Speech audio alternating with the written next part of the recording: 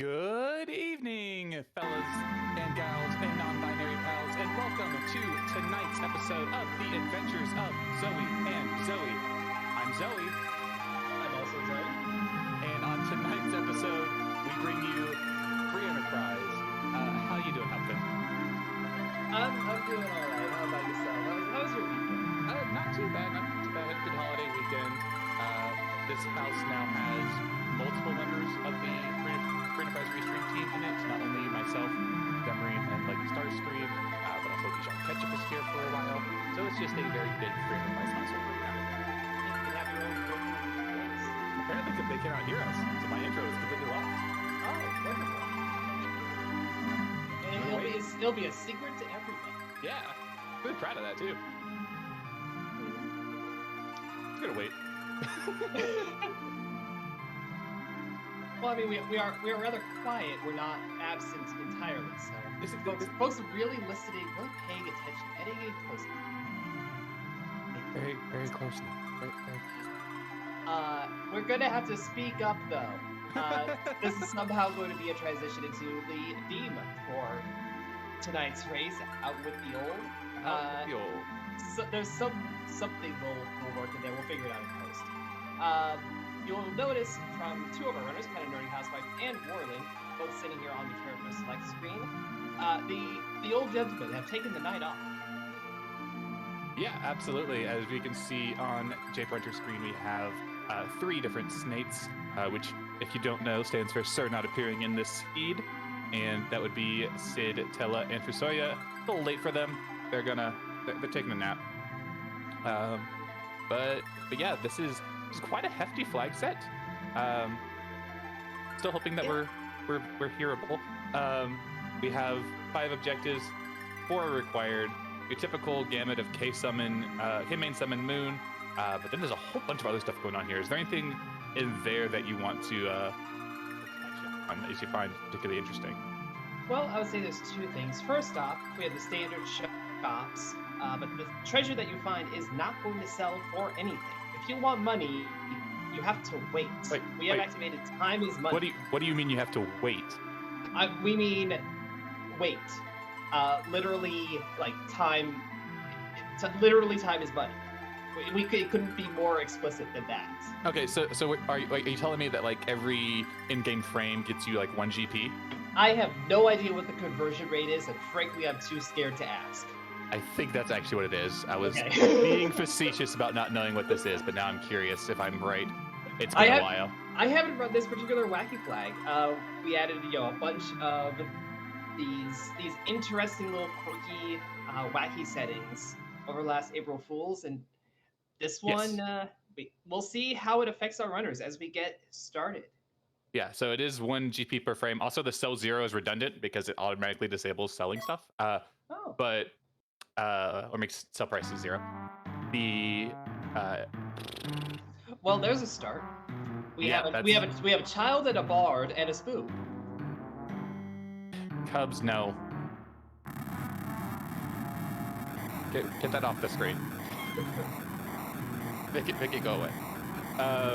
The spoon flag is on, everybody. So Edward, not useless. Not useless in the slightest. I had a thing I was going to say about the wacky time is money. I've forgotten. It was going to be really funny too, chat. Laugh. Please laugh. Yes, please.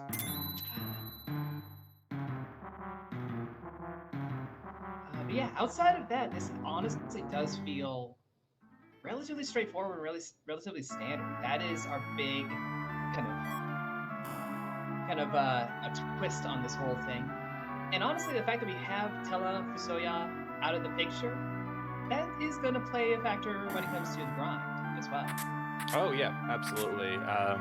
No easy access to leak, so you stuff like D machines, King Ryus for the most part are not particularly great,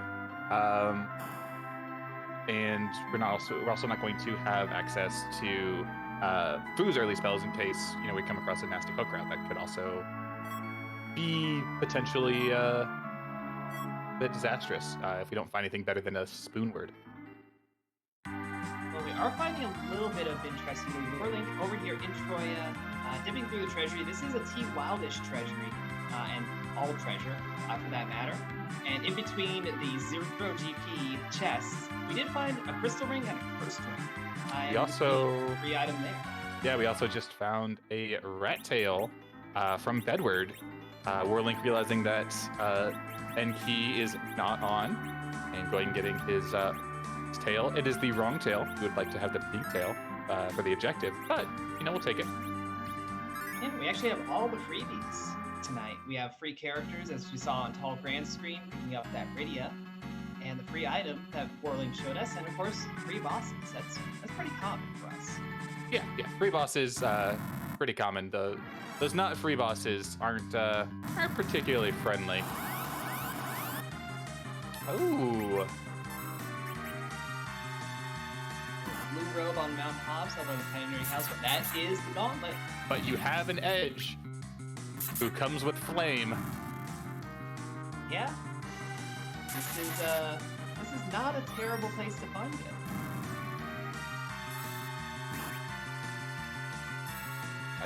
I definitely love edge here, and I love this being the alt gauntlet with specifically edge here. KNH does not appear to be making the most out of that fire, but that's not the worst thing in the world. If you don't want to stop and regen your MP later, maybe you want it in case you come across a multi-unit fight, say on Ordeals or in Baron Inn. So yeah. Oh, there we go. Now using flame. Yes, we have Warlink went down into the Watery Pass from Kane, just hanging out there. So add that to his party. Lot of divergence, a lot of spreading around here so far. J-Rod is over in Edwin Castle, just looting that, and I assume hoping to not find the fights. But yeah, I think J-Rod has found 2 of the fights. Also found a life staff, if I saw that correctly. I believe it did, yes. That'll go nice on that in that Forum's hand.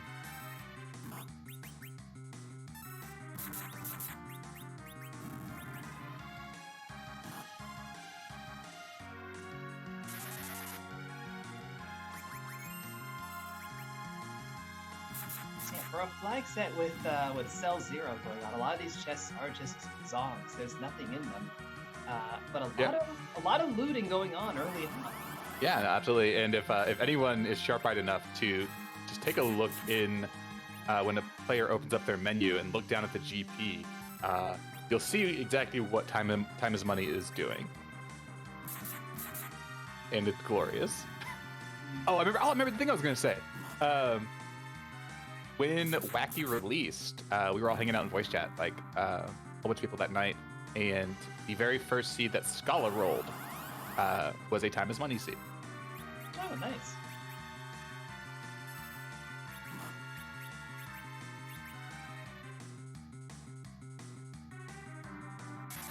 That was weird.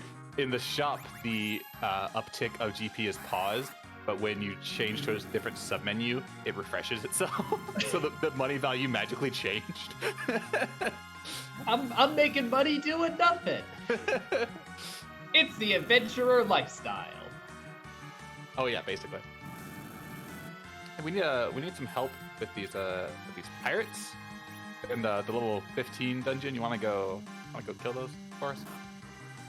I mean that's well, I was gonna say it's a little bit more than doing nothing, but I know what you're referring to. I mean, like, you've run Sastasha. Yeah.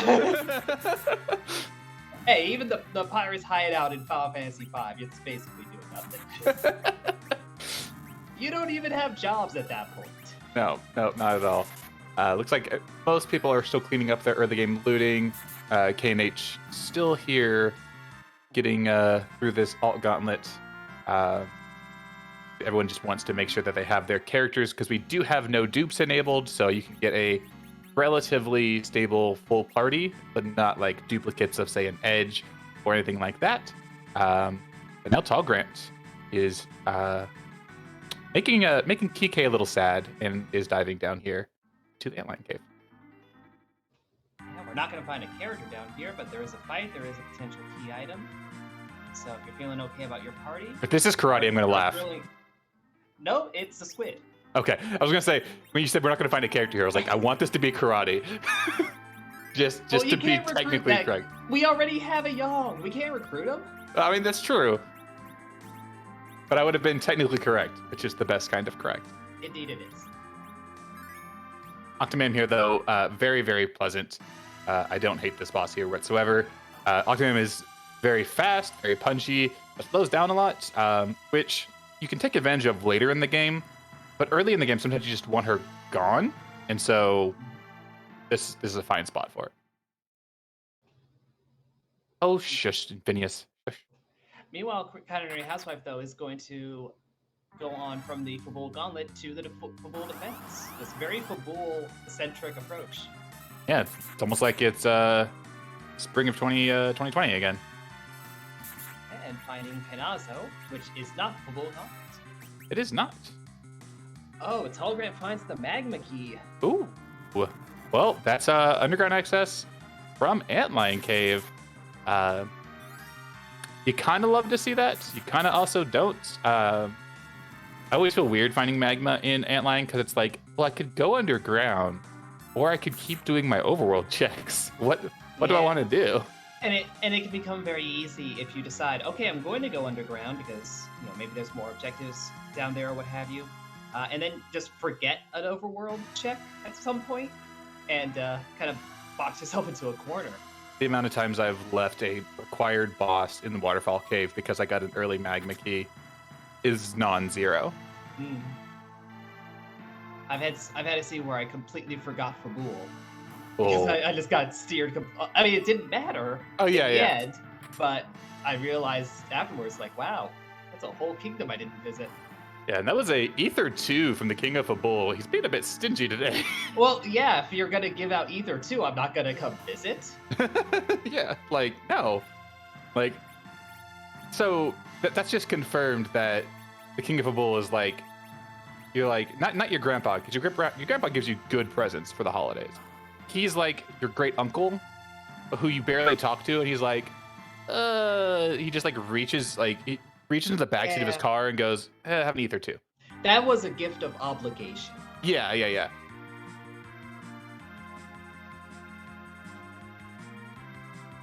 I went to the store and bought a 12-pack of Ether 2s. Here, have one.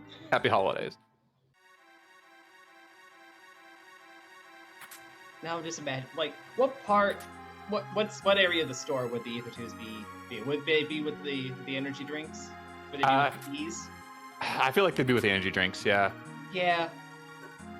I feel like they'd have like some obnoxious like font with a weirdly colored can. Oh, absolutely. Yeah. Yeah. But they're always flat. They don't make the satisfying sound. No, that's the potions do though. Potions. Always... Yeah, no, fizzy potions. Yes. Yes, always a hit. This is the sort of thing that we get on talking about when everyone is doing the alt gauntlet at the same time. So. Imagine if we had D machine grinds.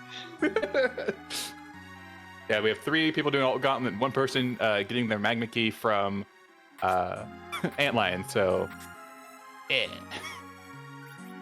But no. I'm not saying that all energy drinks are flat. I'm saying that specifically Ether 2s would be flat.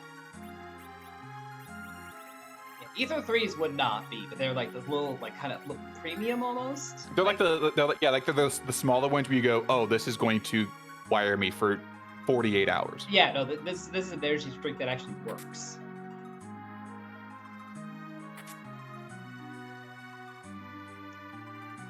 Talgrand opting for flare rather than flame, but you take what you have.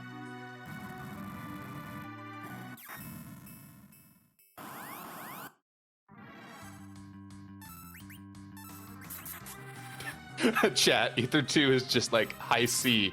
It's one of the less common flavors, so you're glad to have it. It's still just high C.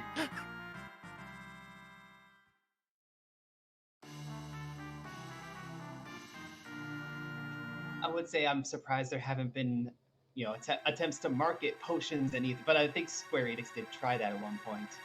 I remember actually there was a company that was making health and mana potions just like generically. They were more like MMO based, but they were like little B12 potions, so they were little energy drinks. They're really good.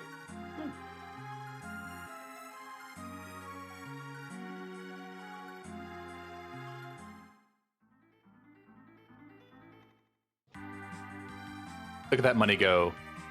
Yeah. It's steadily rising up. But to be able to afford some of the more powerful stuff that you might be looking at, that's a lot of frames. Oh yeah. Oh yeah. And you don't get money from battles either. So it's all the only money you get is what you get from it ticking up. Which I'm just so looking forward to sometime tonight where someone goes to buy an item, realizes they're like 500 to 1,000 away, and they just go, all right, cool, I'm going to wait here for like 10 seconds. Mm-hmm. And I can buy it. Okay, cool. But meanwhile, Tall Grant is over on Mount Ordeals as Culinary Housewife is doing the Baron Inn fights. KNH has not been hunting down very many party members. She's still sending on 3.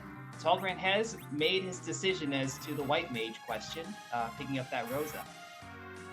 Demi, look away. No, do not. Okay, Possum. You and I both know that an orb grind in this location is impossible. Yeah, this is the second fight. So you get nothing. Just like Charlie and the Chocolate Factory. Exactly. I would say you lose and yada yada yada, but I think KNH has this fight handled. It's fine. Yeah. Tall Grant having a little bit of trouble with the Rubicante.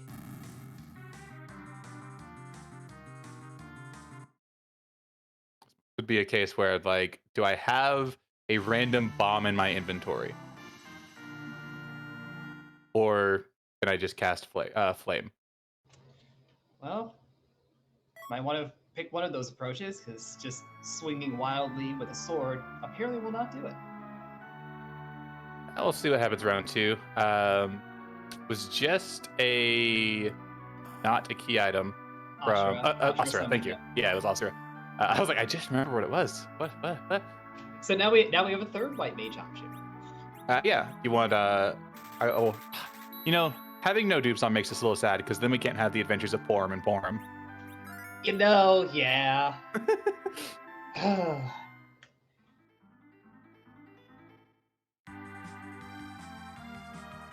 All right, Warlink also coming to Ordeals. All runners at this point have cleared Antlion Cave. However, KNH and Jbrun have not yet checked for Bedward. Oh, and Warlink just wanted the character check here. Okay. Yeah, I mean, Tella's not available, Cecil's not in your party. It's 3 boss fights for 1 key item check. I'd rather go underground. Yeah, and there's not even the chance of getting a value demist here because, there's the key item on Eddie. But yeah, I don't hate this at all. If you find a Cecil, maybe you come across Holy Sword, maybe you sit back there and prioritize it. But otherwise, that's just a long check.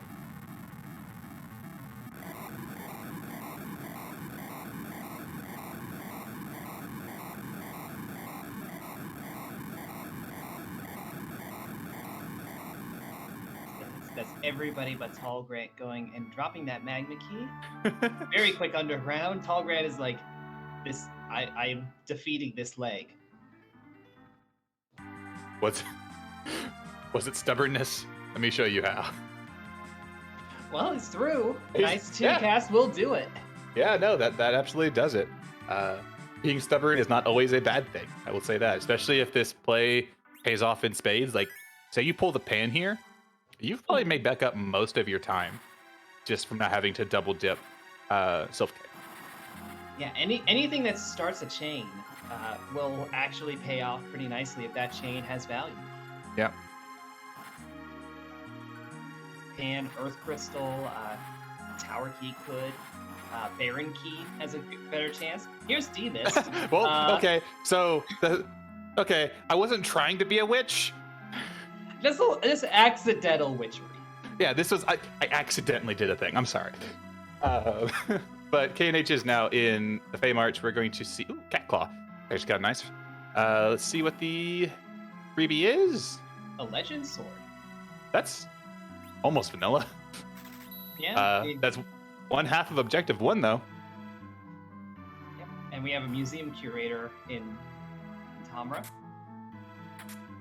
So I guess they have a museum, which is cool. Yeah, I don't know. Nice dwarven Wait. museum.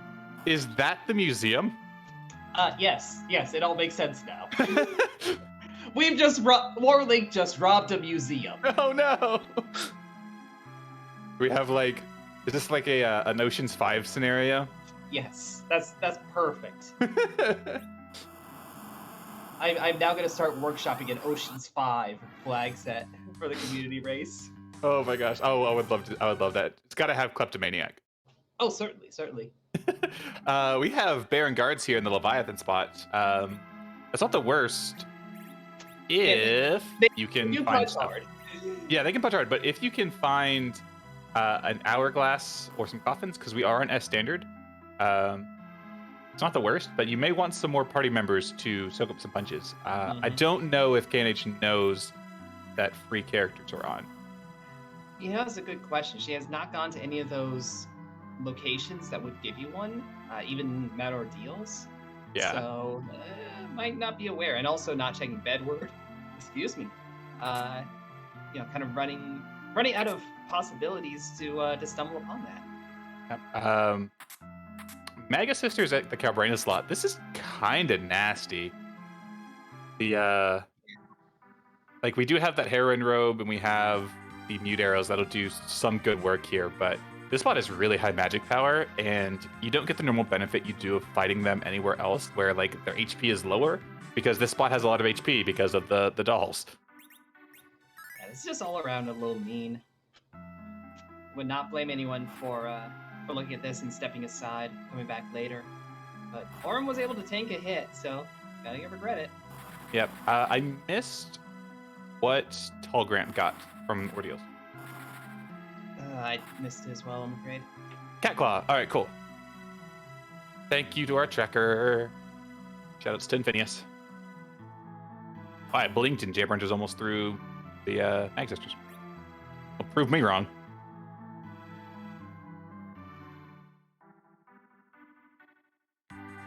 I mean, it's still a little dangerous as long as Cindy's up. She can always res the others. Very, very true. Some of you out there never played Final Fantasy IV, and it shows.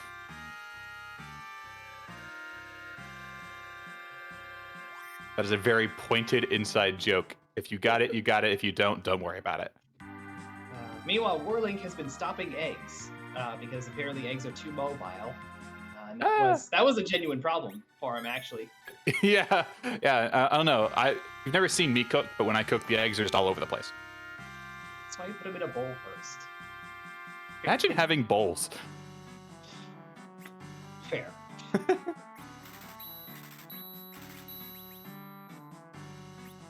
And then Baigen here in the Golbez spot. That is very friendly spot to find Baigen overall.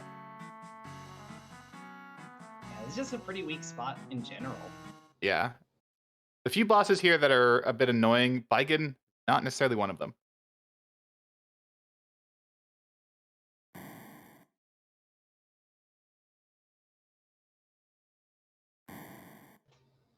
Jabron is getting through the Dwarf castle checks. Brian is kind of wondering how Housewife is starting those same checks.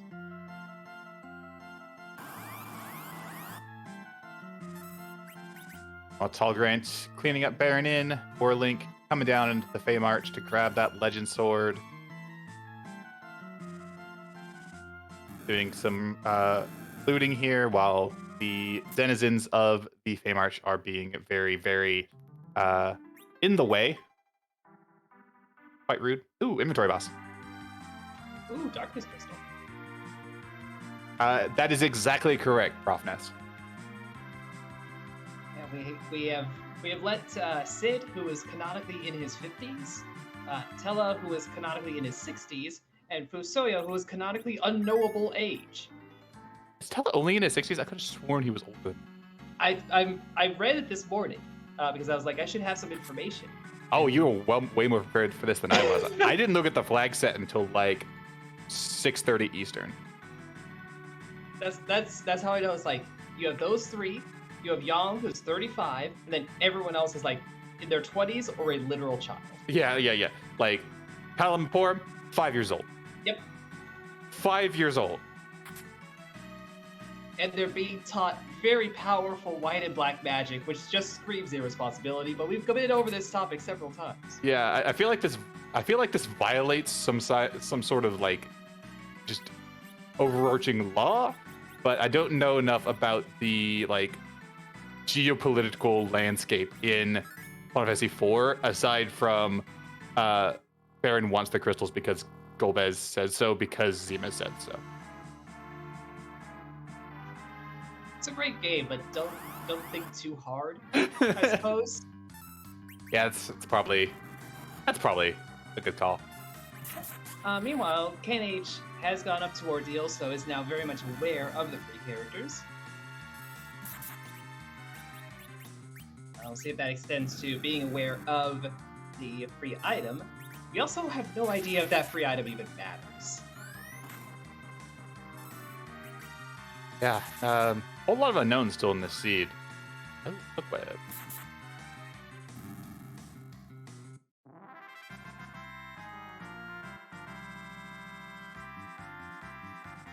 Trying to think, like, what do we do here? We don't have, like, a lot of our checks have not unlocked other checks aside from the magma key. Well, I guess Jabrun is going to go and do a keyless tower.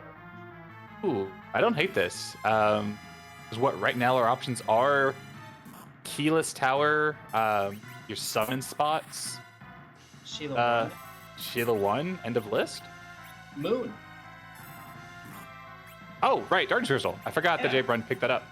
But counterpoint, it's the moon. It's the moon. So maybe not.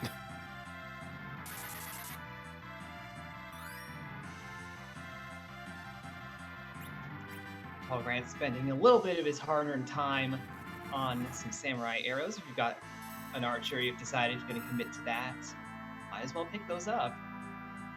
But those sirens are maybe a bit more valuable.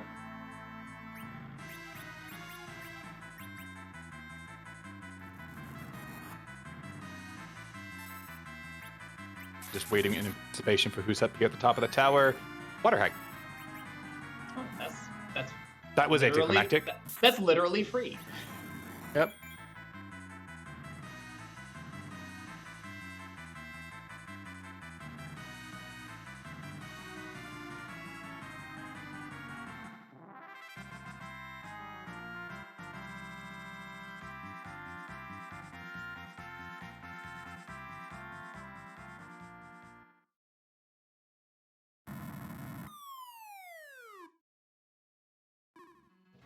I guess Warlink never did the full defense, but that little bit of grinding should be very quick for him.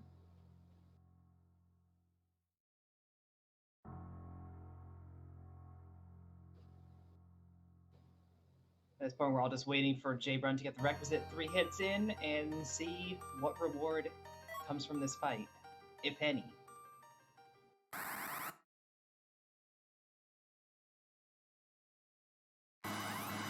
Kind of hoping that we get a hook so that we can turn in that rat tail and maybe unlock another chain or two, maybe like a Baron key. That'd be nice.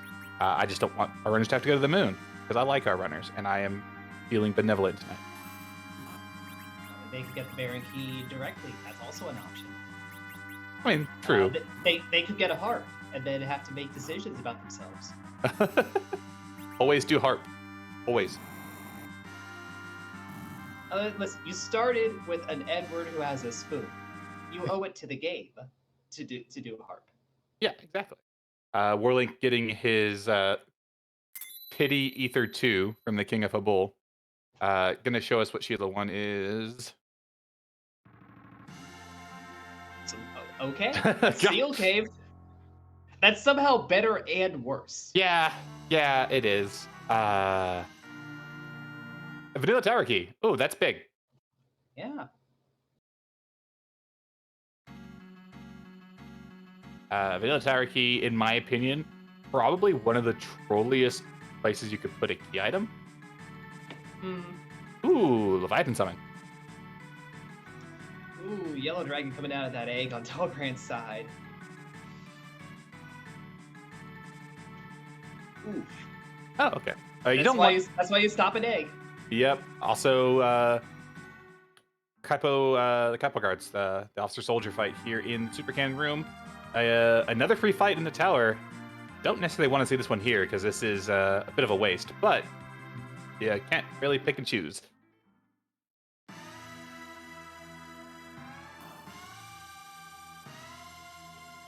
Yeah, honestly, this just makes the moon that little bit scarier. Yeah. Because you know this isn't up there, so what could be up there? Well, scarier things.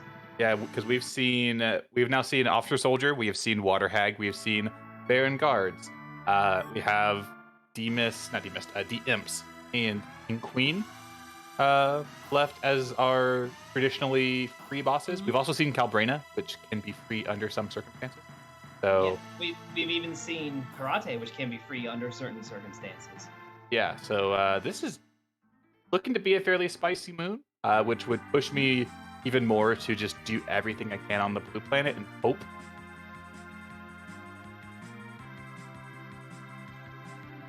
But hey, for all we know, Moon is extremely required play. Jay Brun is about to show us what comes from the second part of the tower. Well, will eventually show us what comes from the second part. There's a lot of treasure here to go loot, so sure, take your time. Yep. No rush. And yeah, with that edge in the party, and Vinny is pointing out, there is the siren stealing option.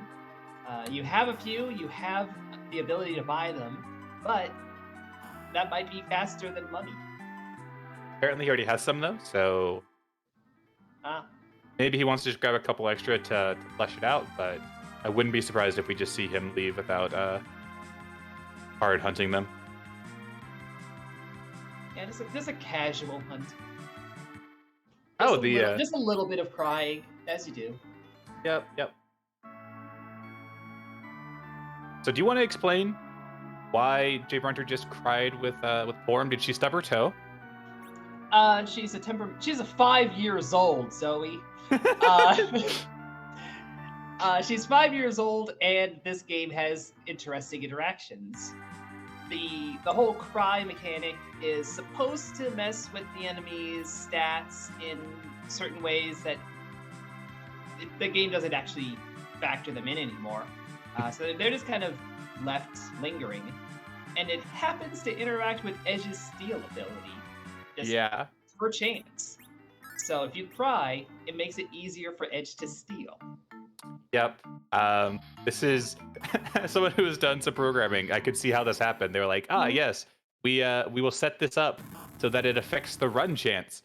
Oh no, we removed the run chance and we replaced the that functionality with the steal chance, and then we forgot to change cry to do something else.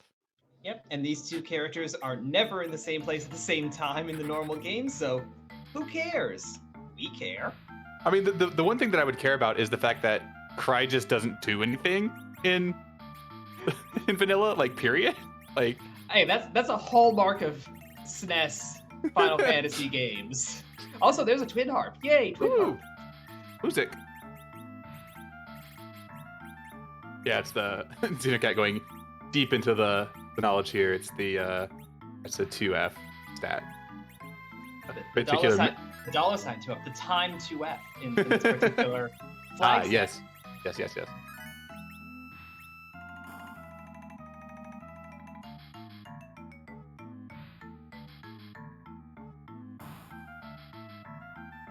Where were we?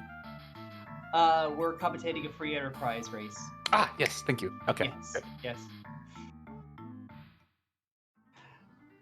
We have Tall Grant covering the Dwarf Castle. Jay Brun just picked up the Legend Sword himself. Warlink finally going and doing Ordeals. KNH, not sure where she's gonna head. Probably. No, I have no idea where she. Has she not done Dwarf Castle either? No, I think she peeked in and wiped to the Maga sister. Yeah, or possibly bailed. Oh yeah, because she didn't have a full slate of characters yet. Yeah, that'll do it. And as you said, that the Maga sisters in the doll spot can be a bit rough. Those spells hit mighty hard. Luckily, they are very slow, so if you come in with something like an edge anchor, can mitigate some of that. But it's right there, 836 from that reflected fire 2 onto Palom. Can't avoid that damage. So.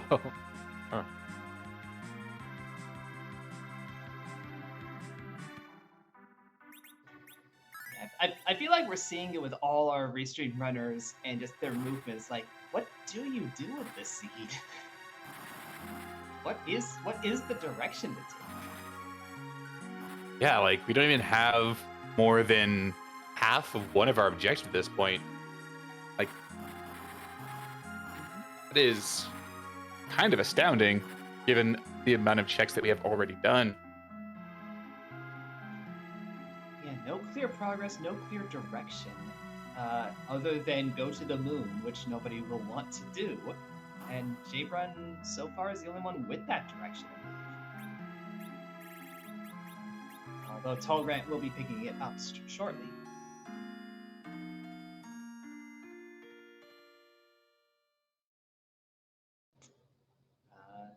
But J-Run has those hourglasses.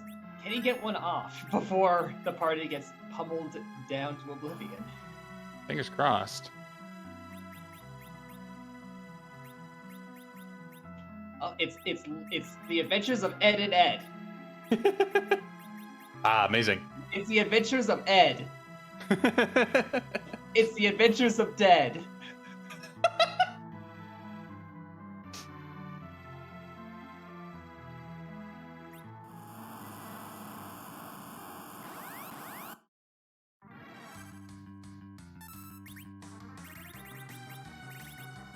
Forgotten that when I laugh and look away, I lose track of where I'm at. It's 4 screens. It's been so long since I've commentated a four-player race. Shoutouts to our commentary team that does this on the regular. I'm just saying here, like we couldn't have scripted that. No, not at all. That was amazing.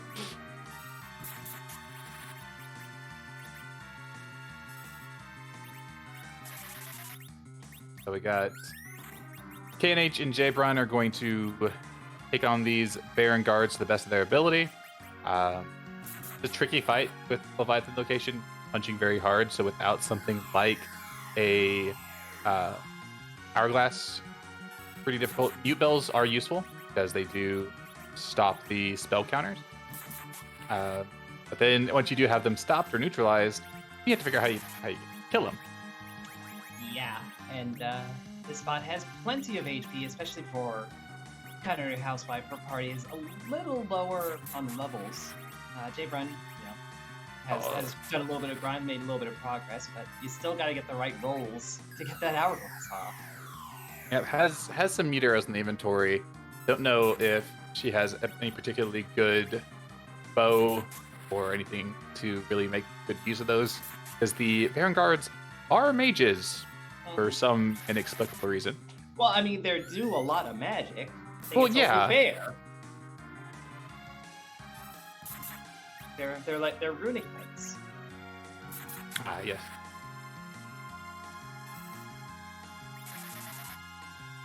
I guess Tall Grant picking up that Darkness Crystal is going to take that lead, and raises the big whale, going to head towards the moon. Fortunately, putting out a decent amount of damage, KNH is. If I remember stats table correctly, these guards should have just shy of 18,000 HP each. So, doing 3k a turn between Eddie and Edge, it's not going to be a short fight, but it's very doable. It'll be over before the hourglass wears off, which is all you really care about. Yeah, Hourglass 2 lasts a considerable amount of time. So much so that's why we don't necessarily have Hourglass 3 available in non-S Wild Seeds, because it's not particularly useful.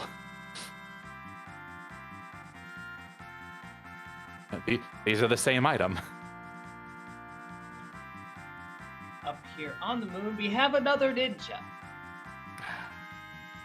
We already have one. So would this be the Edge, and Eddie? Yes. Well, I mean, we have no dupes, so we. Oh yeah. Like if it could be right now. If it could, yeah. Also ninja sword for our edge, Murasame, coming from those Baron guards. So that's one more Kiadam whiff, but you don't hate it. Murasame is good, has an agility penalty, but it's very hard. Yeah, and honestly, with this party and this setup, like whatever, little agility hit on edge, you'll take it. You're not worried about that at all. No, definitely not. And even if you are, like, say, come Zeroma's time and you are worried about it, you can always enter the fight with something else equipped and then swap that out, and you'll get the damage bonus, but you won't take the agility penalty. The agility is only calculated when the fight starts. Indeed, it's an Artemis bow as well. Great tool for fiddling with that stat. Absolutely, great way to get your white mage across a particular agility threshold if you so desire.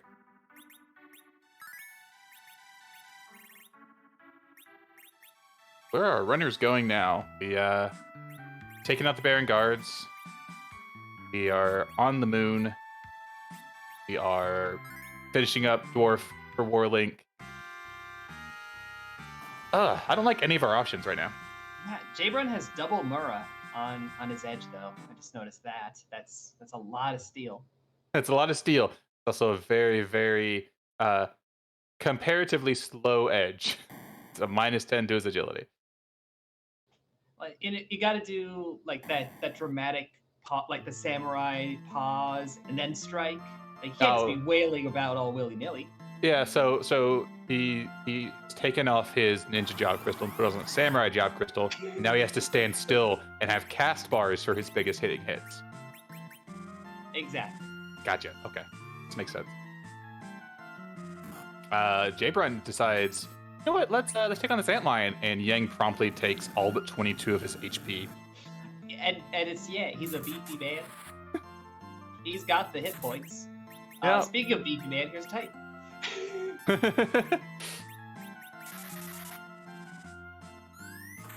But yeah, this is honestly the scarier of the two, since you don't have that free boss option.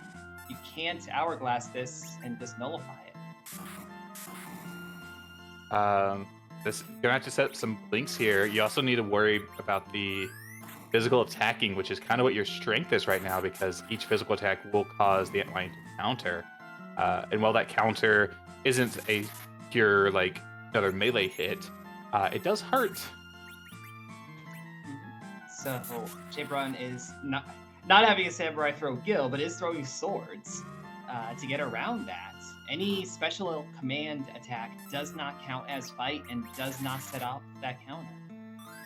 All right, we got 2 blink stacks in a dream, 1 blink stack in a dream.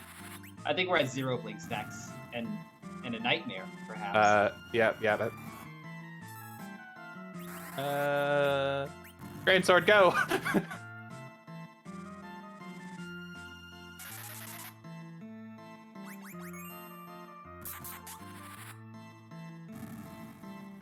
I mean, with stuff selling for 0 in shops, this is honestly your best use of the swords that you're stumbling across. It's just not enough to get Jbrun over the line, so we're gonna head out of the Fey March, come back to that later, if at all.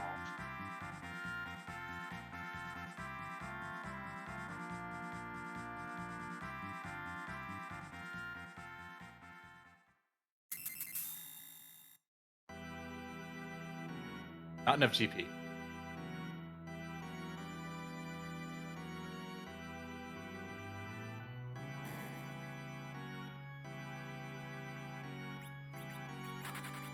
Enjoying a tall grant strategy here. Just deciding, you know what, this part is good enough. Let's just grab a whole bunch of experience and set up for the moon here. Yeah, I mean, personally, I don't hate this party. I'm certainly more forgiving of Edward than many runners are, and they're probably correct. But he's got a spoon, so he can do a bit of glass cannon work, and now has a bunch of levels. Also, Valvalis there in Cave Bahamut. That's actually not that terrible. It's very punchy, but you can get your Palom up to have some good spells. You can hit Valvalis with spells there. Yep. But Talgrand did not grind enough to get Nuke on that child, so we'll come back to that again later, if at all. We have no idea where this seed actually wants us to go. Yeah, no, I am sitting here, and as a runner, I would be having so much trouble reading this seed. I think a part of me would be looking at that Twin Harp like, well, it's something. Yeah. It gives me time to think. Yeah, that's another thing, is cutscenes in FE are very underrated sometimes for the amount of time they give you to go, okay, what do I do next? Without having to cost yourself time. Mm-hmm.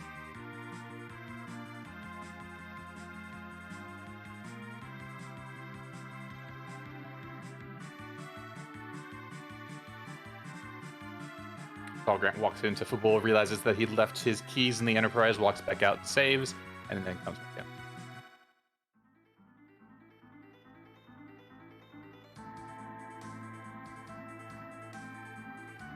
Do you think the Enterprise has one of those clicker locks installed so it can go beep?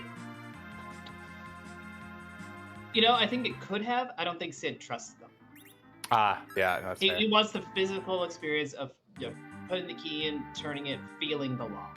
Is this also why the Enterprise only has like manual windows? Yes, we will go with yes. Sid, give it the time, Sid. Look, he didn't expect anybody else to be flying the thing. If you have a car for a long time, you get it's comfortable, it's right for you, and someone else tries to drive it, they're like, "What is wrong with you?" I'm like, it's my car. Why is your seat in this really weird position? Our legs are different lengths. Yes.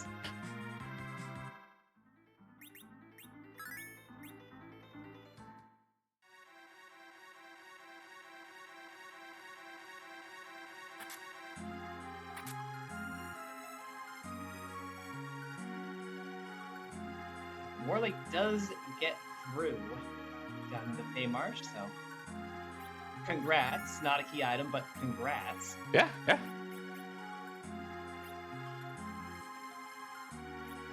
Definitely don't hate to see it. That's for sure.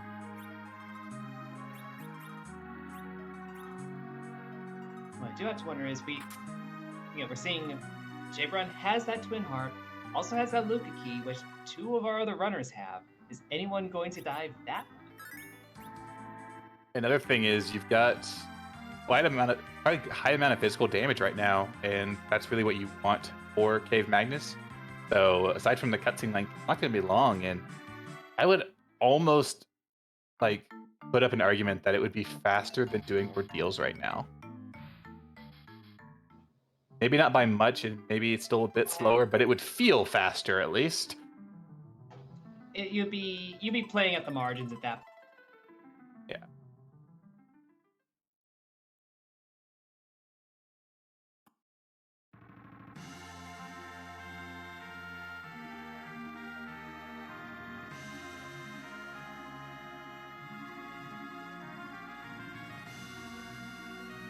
Shout outs to our team behind the scenes.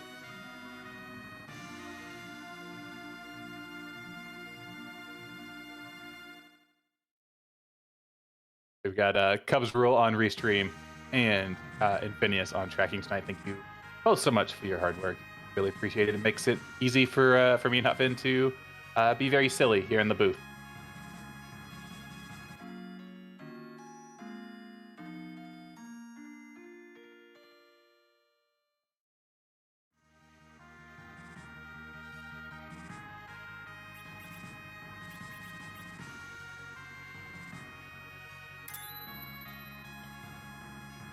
So I think it's not KNH.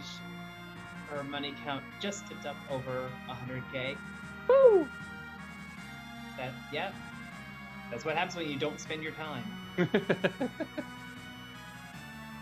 And the way the scene is going, we may have some high money counts. Just this may be a long haul for all we know, or it could be every key item is just go do the lunar subterrane. Spot yeah. Or it could just be, all right, here's your Twin Harp. All right, cool. Here, have a hook. All right, cool. Turn that into a rat tail. All right, cool. Here's a Baron key. All right, cool. And that turns into 2 more items. And then all of a sudden, we're basically in go mode. I mean, yeah, it is entirely possible. There's a single chain that holds everything. I have seen wilder things happen before.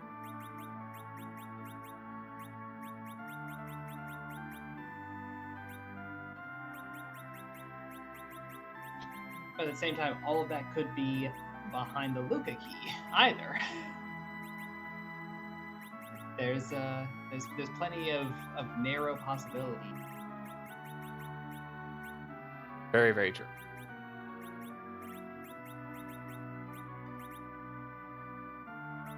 Yeah, I was me and Xenocat apparently doing the same math at the same time. I was like, Baron key in Japan could lead to 3 objectives. So yeah, we could almost get there just based off of 1 chain alone.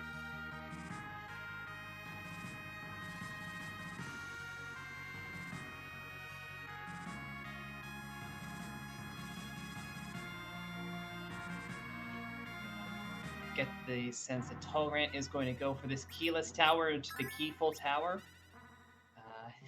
Clear that chain out that J-Brun has done. He has not found anything of interest on Ordeals and is bailing out. Do not blame him. No value. No value lost here. At this rate, your team's getting enough levels that even if you do come across a Cecil, maybe you don't swap unless you've sacked into some sort of Holy Sword. But it is time. Well, he is certainly in the neighborhood, but he's going... Oh, he's finally taking Bedward. I mean, you're here now. Yep. He's like, oh, right. I feel silly. Let me go check this. Don't worry, J-Brun. No one else has found the hook. This literally lost you no time. Yeah, if that was like Baron Key, he would feel very silly. Instead, it's mild silly. Yeah. Now go to the Twin Harp and get your hook, and then it's almost like you routed it perfectly.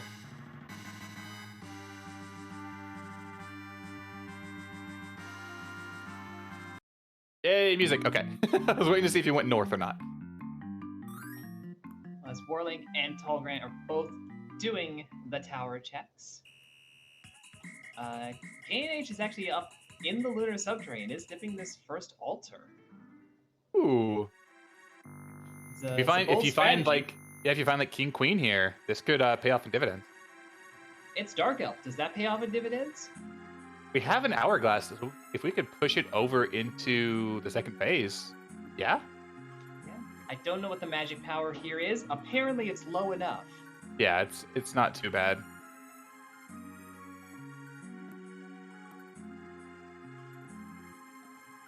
Yeah, this is very doable right now. I mean, that's even a good whisper target. Edge is just going to keep swinging swords. The only thing that's bad about that whisper target is you can't berserk him now. Yeah. And can he dart as a pig? No. He says very, very much not with confidence. Yes. Yes. Yeah, I thought I saw it on the menu. I said yes the entire time. Anyway, we have. It just sounded like no. We have 2 unwhispered, even, so we'll never know. We have 2 dark elves. One of them is real. One of them is fake. Let's figure out which one it is. One of them is going to cause music to happen afterwards. I should probably turn on my sound here. Yeah, it's probably. And we should probably be quiet for a little bit.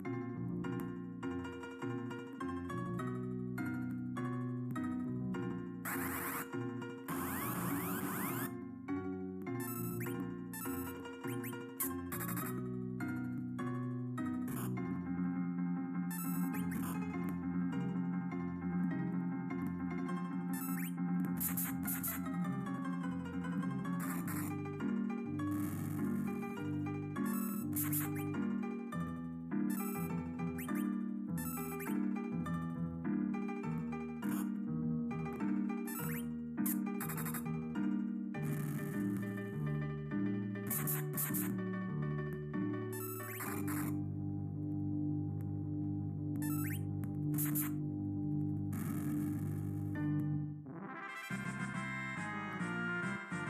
apparently, if you go to Cave Magnus, you will be asked if thou wants the power. Plus, I want the power. Yep. Culinary Housewife though found that Bahamut just given the power. If you have Iridia. That song went hard, Xenocat. That was amazing. And it gives the sand ruby, so we do need it. Ooh, yes. So very, very nice. That is one objective done. Unfortunately, it doesn't start a chain, so we still have to go elsewhere. But now, if we do, we could conceivably find that Bear and Key pan wombo combo into 3 objectives and be in go mode. So fingers crossed. But also, shout outs to Xenocat. They've been doing just such fantastic work since they've come on board to do the harp music for us, and every single one of their tracks is an absolute banger. So we'll listen to a reprise as K&H takes on the Valorous fight.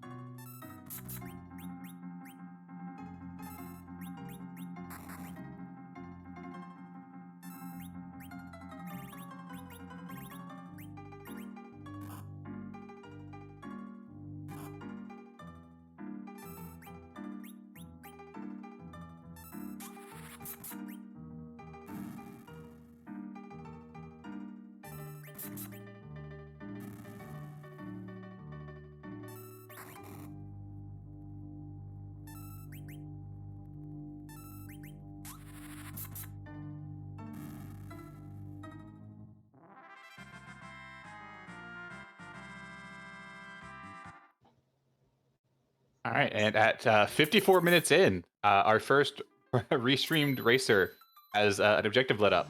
Vaporun has completed Cure the Fever with the Sand Ruby, and there was a Vanilla Rosa. That he was not interested in. No, thank you.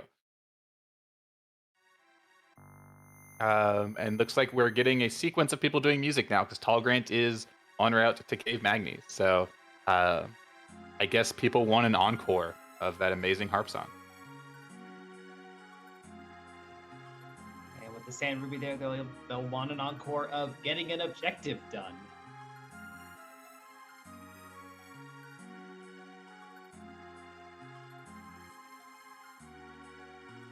I'm really loving this play from K&H. Valvalis here is something that will scare away most runners. This is doable, if not still difficult, with what you've got. And if it pays off, you could leapfrog yourself into a huge lead here. Yeah, this is the whole. It's a bold strategy con. We'll see if it pays off, but unironically. Yeah, and with the knowledge that we have up here in the booth, we know that the spots that are going to give value are getting smaller and smaller. So her chances are actually higher than she even realizes right now.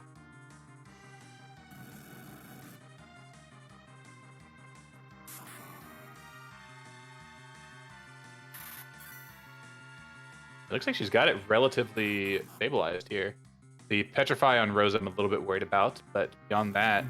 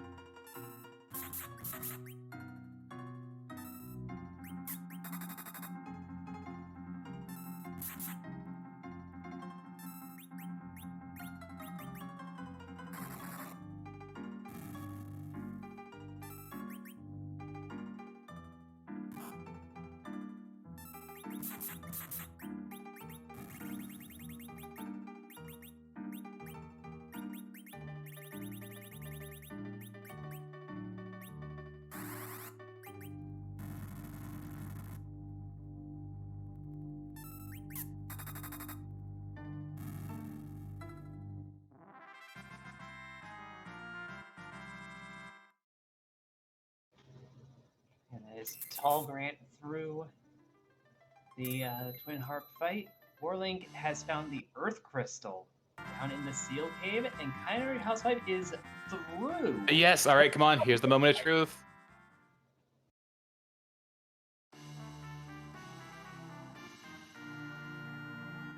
Value in Cave Bahamut, I dare say. Oh, the pink tail. Holy moly. That is huge. Because I would also like to point out that once we do find that hook, the no adamant's flag is not on. Yeah, that's big deal, large deal. That is a supersized deal right now. So if she can find the hook soon, that add-on armor will zip her through quite a few checks and potentially put her in really, really strong position.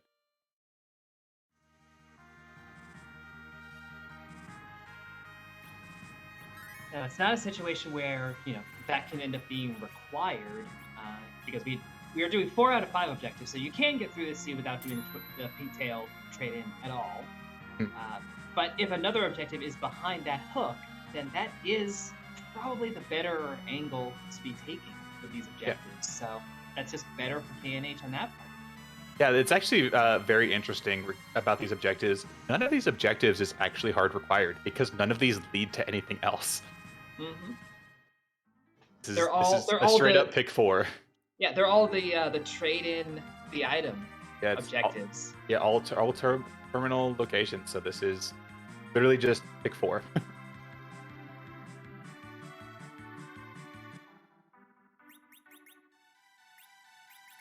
We have an Asura here guarding this Earth Crystal. And our runners are kind of cleaning up after each other. I don't think we're going to get anything particularly new until we start seeing some more of the lunar subterrane, or once Warlink heads over to Zot. Yeah, I think Zot is going to be the next play of interest for our runners. Although J-Run, this could be a deep dive for all we know. I would love it. I would love to see it. KNH just dipped out after that first altar, but no, J-Run is going far. Yeah, let's go down. Let's try and get Ribbon Room. King Queen's still out there. If you find King Queen on any of these lower altar locations and pull up value, that is very, very huge and something that's just sitting there for any of these runners to take.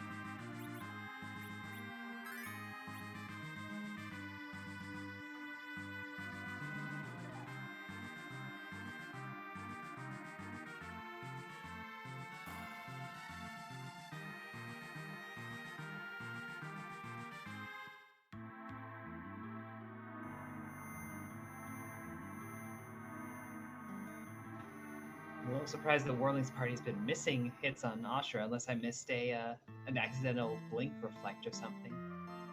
Yeah, unsure what's happening there. Probably a blink that we. Yeah, that is reflectable, and it doesn't actually show up on enemies if they get blinked. So you just whiff twice and done.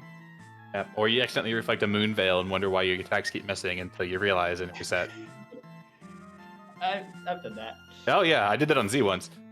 Ooh, spicy. And then I did it on Z after that intentionally to keep my Zerkers from killing during a flex strat. That was much harder, and shout out to Boss Morpheus for being the first person I saw to do that. J-Brun has found a noodle. Warlink has defeated an Ashura. Yeah, that is a noodly boy. this isn't terrible. Ogopogo is really frightening, more so in the mid game than in like late game spots, in my opinion.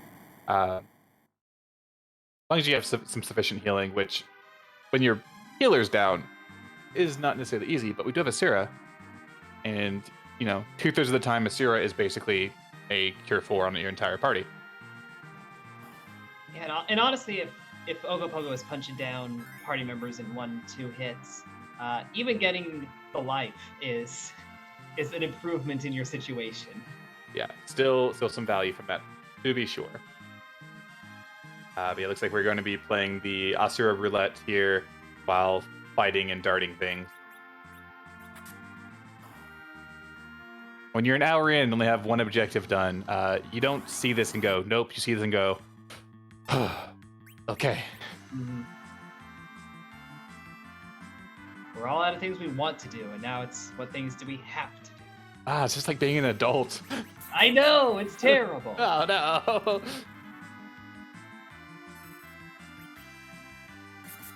Advice, I did not see Paul Grant turning the rupee, but the fact that I didn't see it is not a vote of confidence in your direction. I mean, that's something you can do later. Yeah. Like, again, these are all terminal objectives, so you do them when you do them. Yeah. Whenever they're convenient routing-wise. Now, Kaipo's never particularly convenient, unfortunately, but if you find the package, you can double up on those two, at least.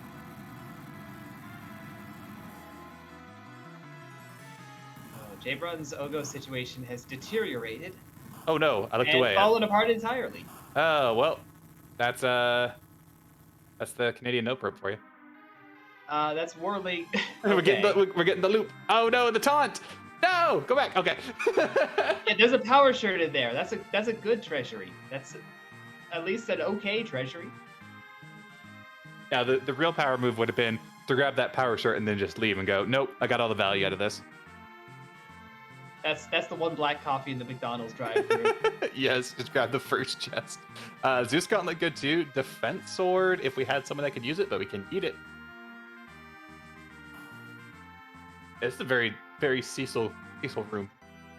Yeah, but we haven't seen him though. I know. Where's he hiding? Cubs, where did you put him? We don't have C maybe on. There's at least one in the seed. Where did you put him? Actually, with free characters, there's more opportunities for him to show up. Yeah, there's guaranteed at least one. So. Yeah, we haven't seen Giant. We haven't seen Evelyn Cave. There's still opportunities. There's a Nemo wall on the moon, it turns out. Yeah, so you remember how we were talking about getting all those nice, easy early game bosses that were like free, and how that would make the moon potentially really, really rough? The moon appears to be potentially really, really rough. Yeah, I think we might have been right on the money there. Afraid so. Right on the time, as it were. But Warlink is going to show us what's in Zot. 2 boss locations, 1 key item, 2 characters, and a very lengthy walk followed by cutscene. So, not the best value for a single key item check, which is all you particularly care about, but given what we're seeing on the moon here, better than that.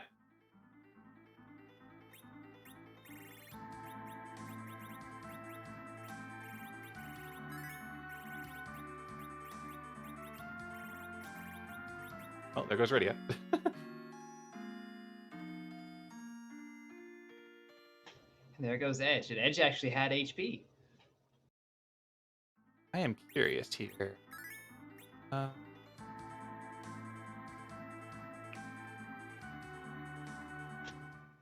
Cubsroll actually has a strong point. That Bahamut that KNH found at that first altar, J-Run has Iridia, Bahamut go Blarg. Blarg is strong. It would actually be helpful if she could stand long enough to use it. This is actually a case where if you had sufficient, I think Jabron actually could do something interesting here. With Edge and Yang and Rydia, if he hits Eva Wall just a few times for, 2k damage or so, and then hides with Eddie, he may have enough leftover punches for Evil Wall to take itself out. That is possible. It is one of those locations that is marked in the very helpful spreadsheet as with help. So it is something to consider, though. In this location with our current damage output, it would be spicy. But King Rio's will help with that. Yeah, King Rio's levels are help too. So Yeah.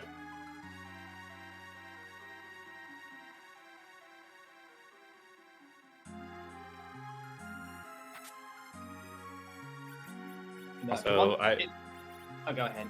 Oh, I was just gonna make my obligatory shout out to Mylon Zed.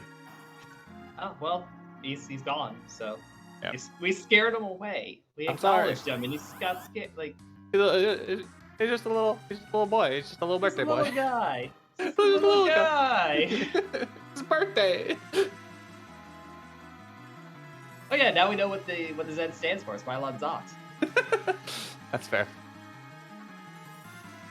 Oh, because it's Z and then a dot, so it's Zot. Yes. Anyway, here's Cecil. Oh yeah. Anyway, here's smart music. Yeah. So who called the double Cecil here? Dragon Lord Carter. If you get this right, I'm gonna be impressed.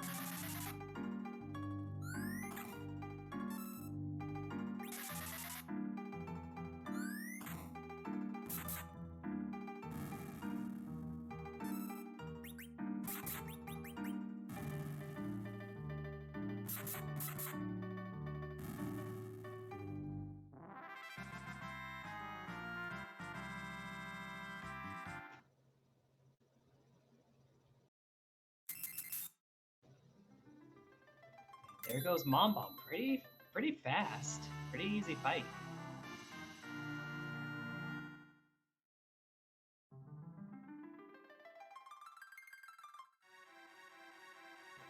So Warlink has fully chased that Earth Crystal, taken no characters in the process.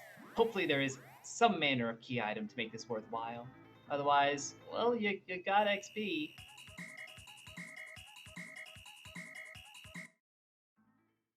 Well, you got XP. Yeah. All right. Ooh. All right. So Sealed Cave was a bust. Yeah. Twin Harp was terminal. We've got. It's just Moon, isn't it? It's just the Moon. It's simply Moon. 4 objectives gated by the Moon. Yeah, that is a very important Moon. Chat calling out. Yeah, I don't know if anyone got through the Antlion Edicera. So that could Still also be very likely to be an important Moon. Yeah. We will not be speaking ill of the Moon this evening. Though the opportunity for the Bear and Pan combo behind Antlion does exist, which would be Go mode, and that would be the cruelest thing I've ever seen. And is that a hoping for it kind of tone? Or a certain resignation? I kind of want to get back to leveling my Paladin tonight, so I don't know. I'm on that Summoner life. Get the double whammy, 2-for-1 deal. that's coming up soon. I've got 90 more levels to get until I level 90s. So.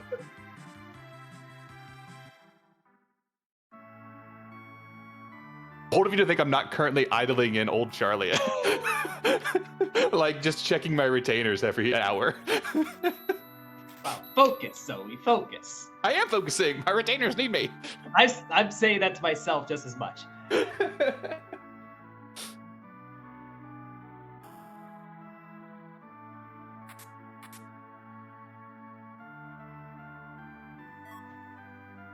guess in all this, KNH never actually went down to Tomra. To the museum. Yeah. Yeah, down to the Museum of Tomra.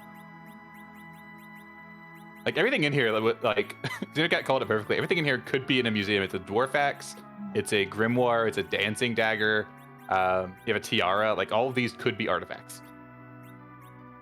And we just stole them. Yeah, just terrible, terrible heroes.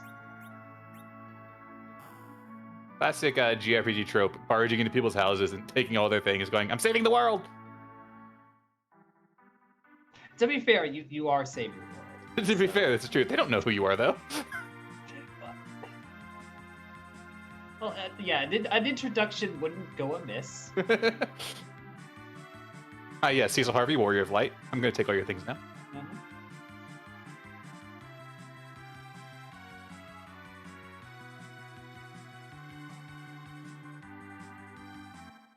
Ooh, getting some eggs. J-Brun is giving this Ogopogo another try.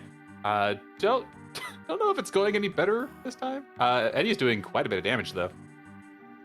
Yeah, and staying blinked up enough that these punches are not a factor.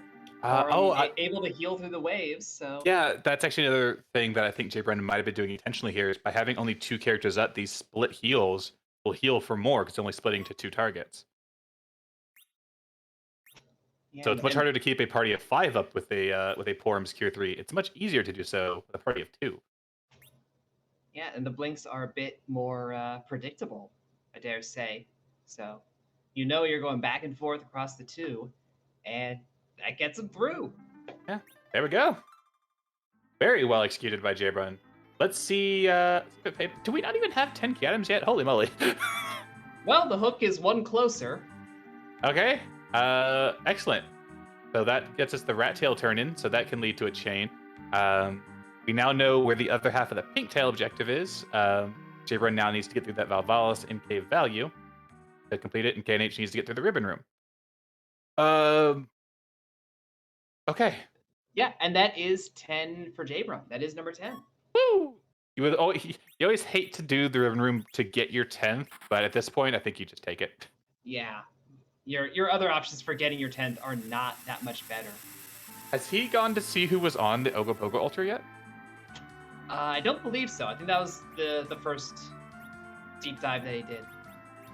Oh yeah, and Xenocat correctly pointing out that KNH and Warlink also already have 10. KNH by virtue of that pink tail, and Warlink by virtue of that earth crystal. Thank you. We're an hour and a quarter in. You would hope to have 10 key items, or in Talgrand's case, 9. Yeah. If you're further below that, you've got a story to tell. There have been times where I've gotten to a hook right at an hour and 3 minutes in with like 2 key items in inventory, like the hook and something like tower key, and it's like, what is happening? Or like the hook and like the legend sword. It's like, this was and then I finished 30 minutes later because everything just falls into place. Mm-hmm. Unless it's a lit 3 setting, in which case it falls into place 3 hours later. I wrote that. I do not play those. That is Xenocat's territory. I do not have the time for that, and I applaud those that do. Yeah, there's many ways to play free enterprise, and some of them are more sensible than others.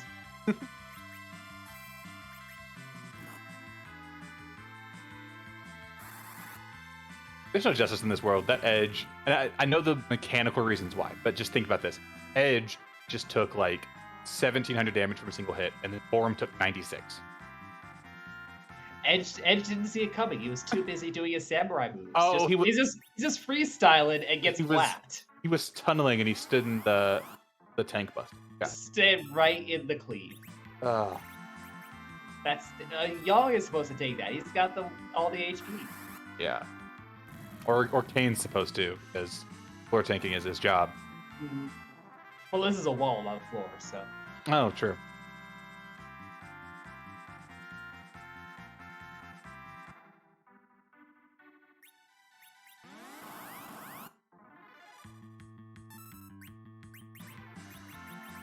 Honestly, it's like what I mentioned at the start of the streams is we don't have Tello, we don't have Fu. We've been seeing a lot of these scattered small grinds across all of our runners, doing eggs, doing King Ryu's, just trying to get enough power and enough levels to actually make some headway.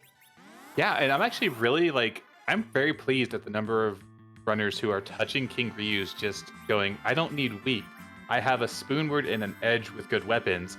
This will take a bit longer, but it's still incredibly safe. I love it when you have your traditional grind strats, and this one you just go, I'm gonna do it just not the traditional way. Now, unfortunately, another benefit to King Ryu's normally is they give a boatload of cash. Yeah, no. No. That's unfortunate. Also unfortunate getting the Hourglass 2 from the Evil Wall Oh fight. my That's God. all you get. Gubs, where did you put the key items? Where are the objectives? Where are you hiding them?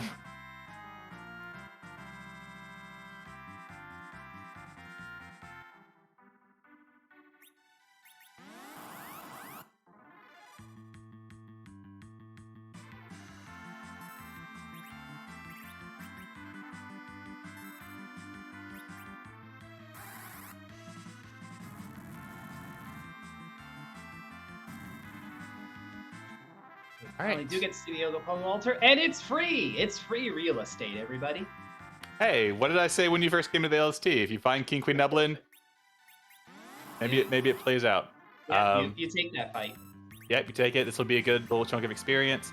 And at this rate, the chances of it being value are getting much, much higher.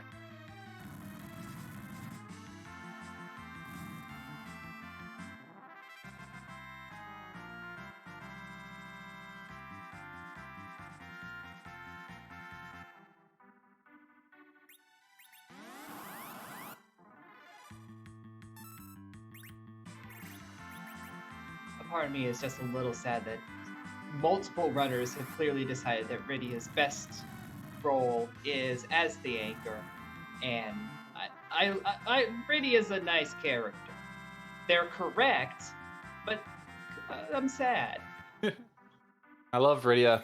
I love her quite a bit, and I only hope that I can someday find ways to make other people love her as much as I do. That's how I am with Edward, except I've given up.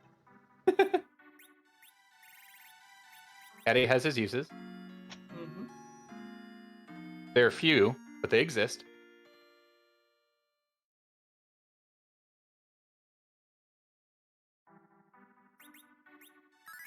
Look, Cubs rule. It can't be a fan club with only one member. So got to be someone else in the group. Yeah. There have to be multiple of us who don't hate Edward.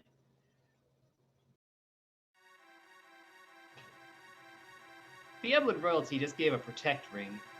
What is the funnel? What is the funnel here? Because it's a funnel.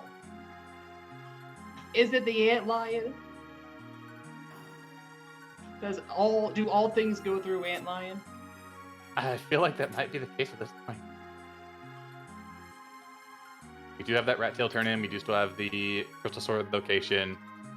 So yeah, we have 3 locations that are gating 3 of our objectives in some form or fashion, because we know that a second one is obtainable through the Ribbon Room and Cave Value.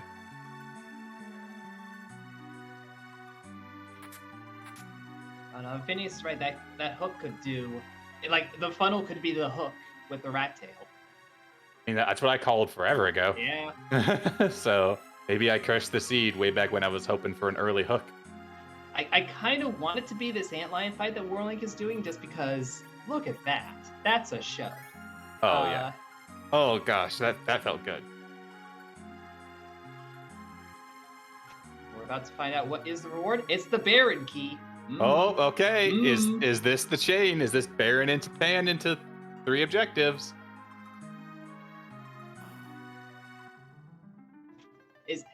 is it actually a situation where the moon wasn't necessary at all?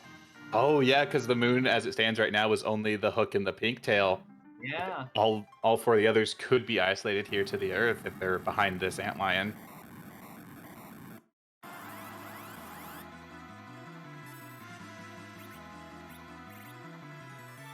You go do that right about now.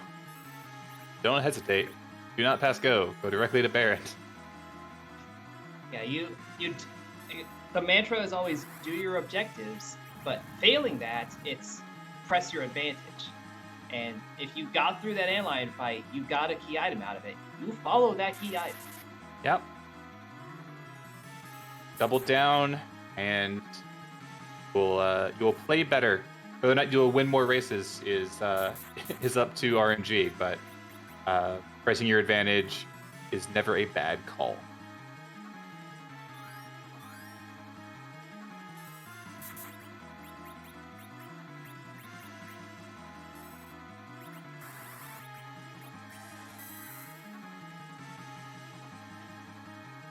While Tall Grant is taking on that wall first, before heading to the ribbon room, not going to get the key item reward from that. K&H has picked up the Earth Crystal and is fighting Ashura down in the sealed cave. Does Baron have to lead to one objective if that tail isn't pan? Yes. Yes. The way things have shaken out. If Rat Tail isn't pan, Baron Key leads to pan. Or Crystal Sword Altar. Or Crystal Sword Altar, yes. Remember that is there, and Jaybrun is about to show us what's going on at that spot. It's a man with a machine.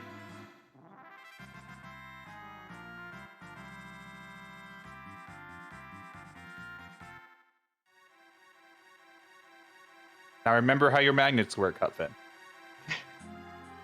I never forget. Now, sadly, not man with a machine gun. That's a much better theme than Luge gets.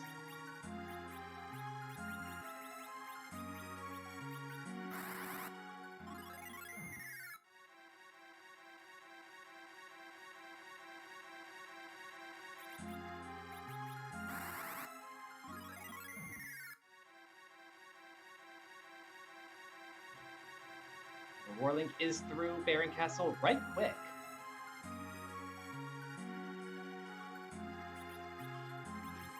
Not a terribly scary fight with these levels. I think everyone was above 50 at this point.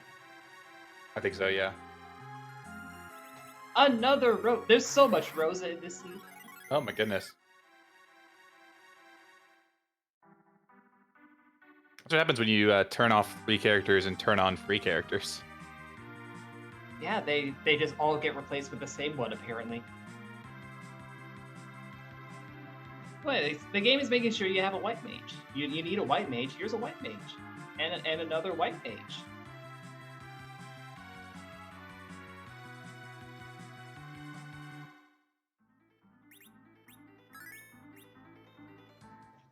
Yes, that cane was in the Watery Pass. Yeah. So available from the get-go. I don't know that a lot of our runners even went in that direction, though. I don't think they did, no. Tall Grant getting the Hourglass 2 of Annoyance and resetting out. We have a pass on the Moon and a pan in the Baron trash can. So Moon is required now. Okay, so yeah, so Moon is required. That does remove the idea of Baron Key into pan guarding 3 objectives, but as it stands, unless Rat Tail is one of them, Baron Key into pan does 2 key items or 2 objectives. So I was almost there. Yeah, still deeply required Baron Key at this stage. Yeah, not necessarily. Not necessarily hard required, but yeah, you're very happy to see it and happy to do it. If Rat Tail is like package or adamant, then you don't need this.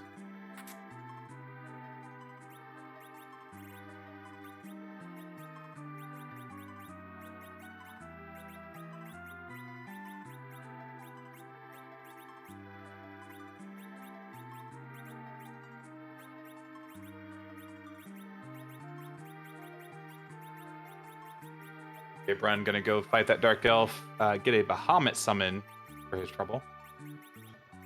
Yep, which would be usable. You got that Rydia, but she's got other obligations. Yeah, apparently.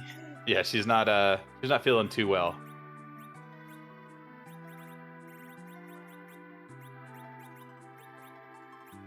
All right, let's see what we've got here from the Baron basement. It's the admin rock. There's the admin rock. All right. So if this pan leads to package, that Antlion is required. If this pan does not lead to package in Rattail's package, it's not required. This is getting intense. Yeah. And ultimately it is still, I mean, it's 2 funnels, but it's ultimately still like a very, very narrow route on your objectives. Yeah, absolutely.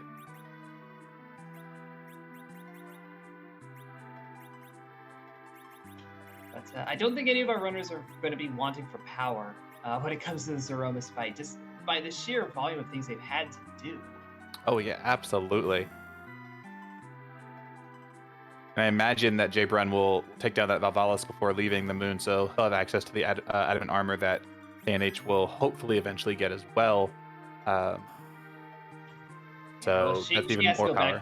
She has to go back to the moon for that, though. Yeah, well, she has to go back to the moon regardless now that we know that both the hook and the pass are up there. But of course, you can't know that with where she sits, and doing the Earth Crystal instead. It's a longer check, but it is definitely going to be an easier one. So I can't argue against this. That's a spicy Kakol shop. Yeah, that's a lot of time you're spending. Yep. The Tiger Claws is our Supersmith item, which, by the way, we had Supersmith on, and no Sea Hero, so it could be anything for anyone. Yeah, so those with a Yang still are going to be pleasantly rewarded. Yep, which I think is just Jabrun and Tallgrant. I think so, yeah. Yeah, so good for them. Yeah.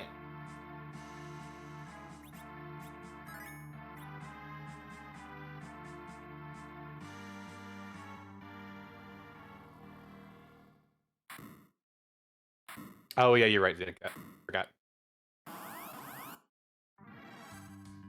It's better for a Jilliman if you can go in with it equipped and then swap it out for a Cat Claw. It has a use.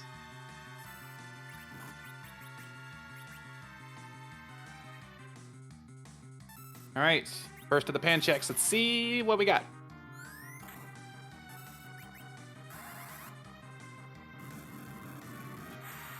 Some Cecil armor.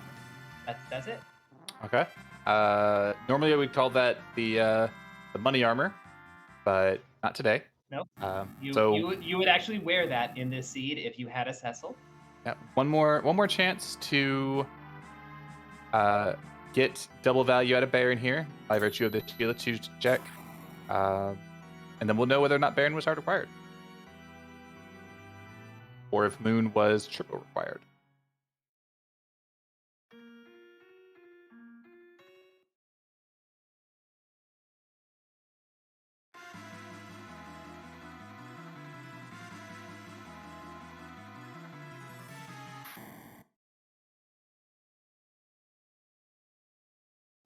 It's the moon.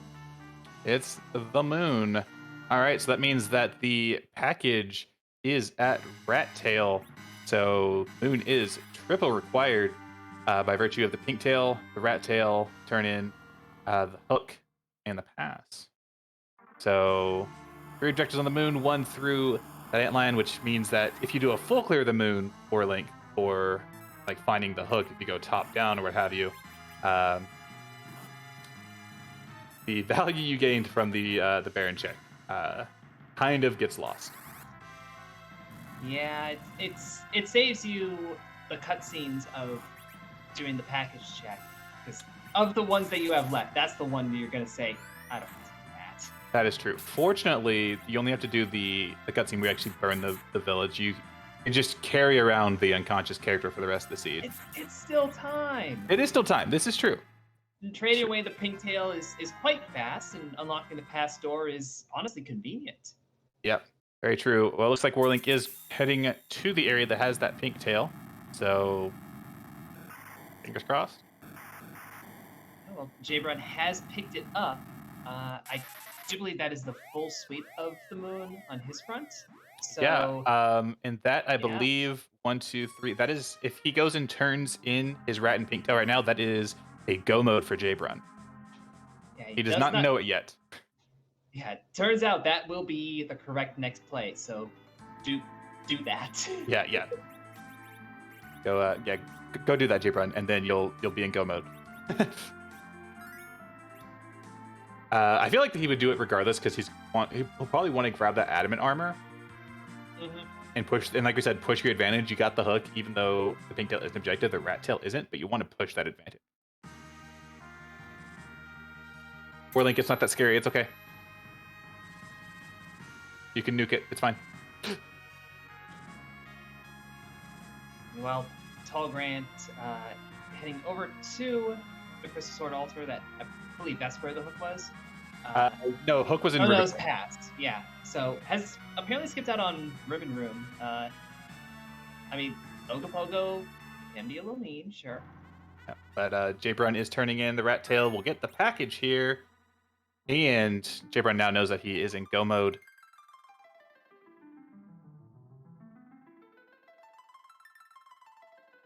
It's an adamant armor to boot.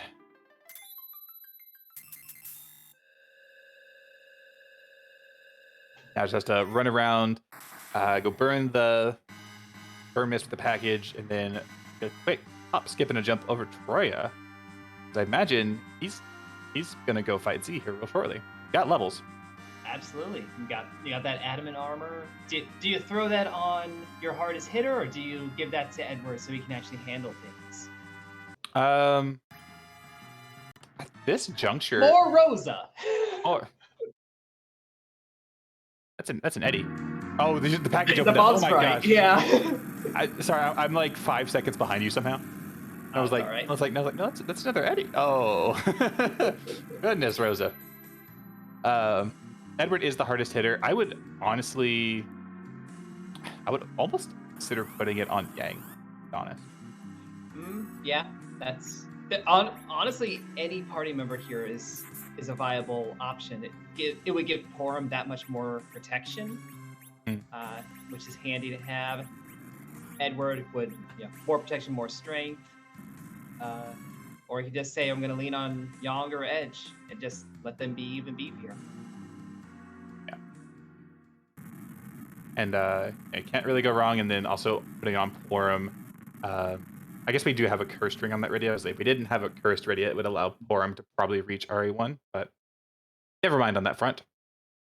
Jabron will shortly be en route over to Troya to turn in the pass and get the objective, and then this seed is fastly approaching its end. Gosh, I can't talk tonight.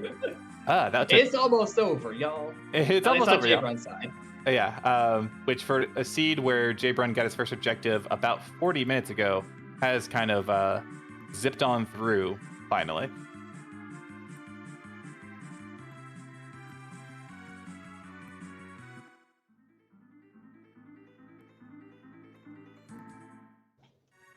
Not sure what Jabron is doing down in Evelyn Caves. Is there shopping that's worth doing at this point? Like, at all? I don't know, but I opened my door to let my cat out, and there was a bag of candy outside. I think that may have been for Pluggy, so that was a pleasant surprise. Finding and grabbing Bacchus wines. Yep, that's going to make the Z fight that much easier. Yes. Quite so.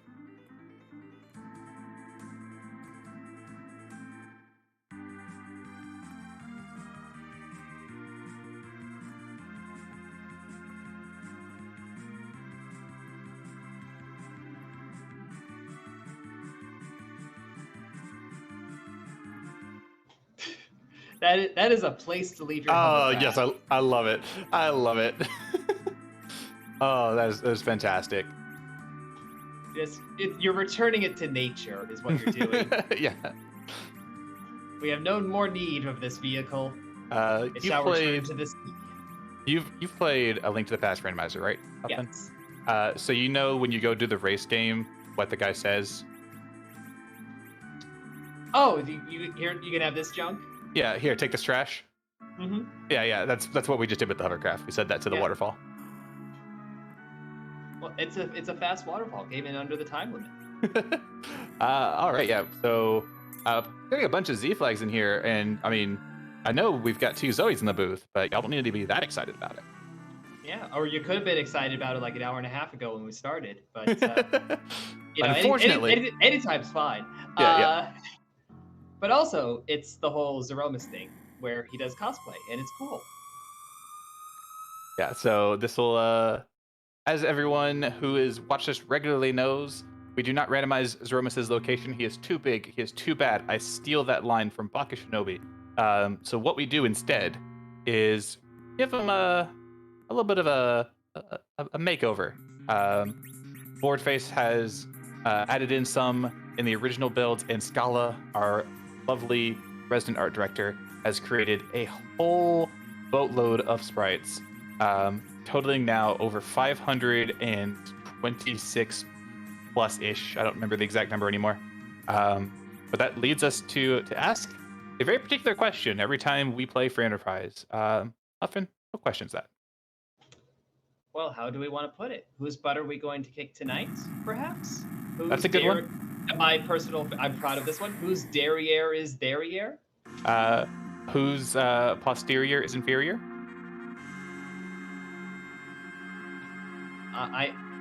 We've now used all the ones that I remember. Yeah, that one. We're done. That one I stole from Dijon. I can't remember the other ones. But yeah, no. So, whose butt are we gonna kick tonight? And more importantly, is butt cute? Yes, Cubs. I have access to the list, but I'm not going to check it. And yes, there is a Zeromus sprite. There's also a Zeromus sprite, and a Zeromus. Yep. Just the ones that I know of.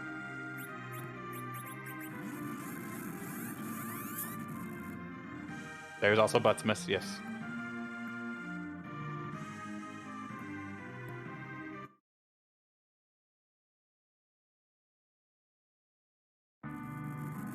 Whose tail will we impale? That's a good one.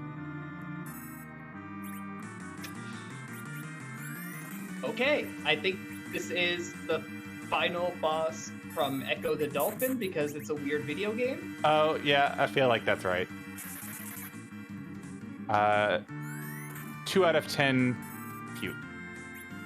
Like, the eyes are kind of cute. Yeah, it's really, you really got to be like that's got to be your aesthetic. Like this is a face that looks better from profile.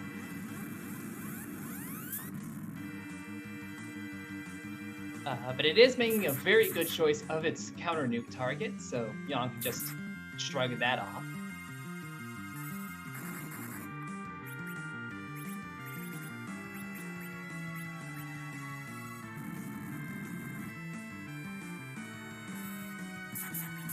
Yeah, apparently that is the Vortex Queen from Echo the Dolphin.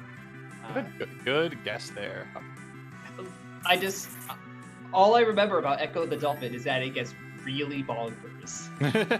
It does. It does kind of just go places that you wouldn't expect from an Echo the Dolphin game.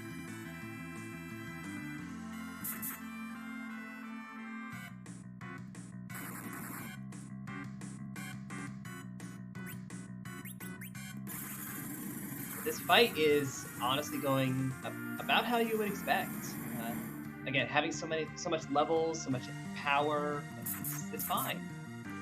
First Big Bang, suitably nerfed. Even Iridia is still standing.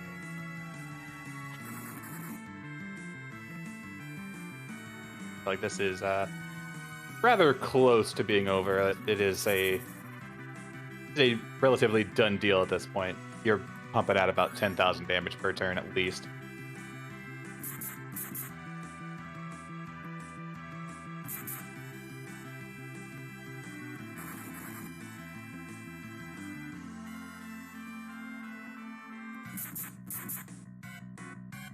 You know, another thing about it, Echo the Dolphin's just a Kirby game with a dolphin as the main character. I can't argue against this. I don't know that I would argue it, but I can't argue against it. Because it's always just like, oh yes, it's a Kirby game. It is very cute. I'm going around, I'm fighting cute enemies, and then all of a sudden there's an eldritch horror for no apparent reason. Kind of a rude way to talk about King DDD. I mean, have you seen his bedroom? It's a mess. No, I haven't.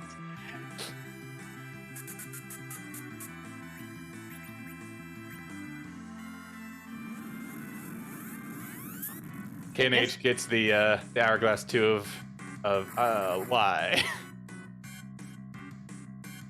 I guess the silk web didn't go off initially for J-Runs, just applying another one. If you only need one per fight.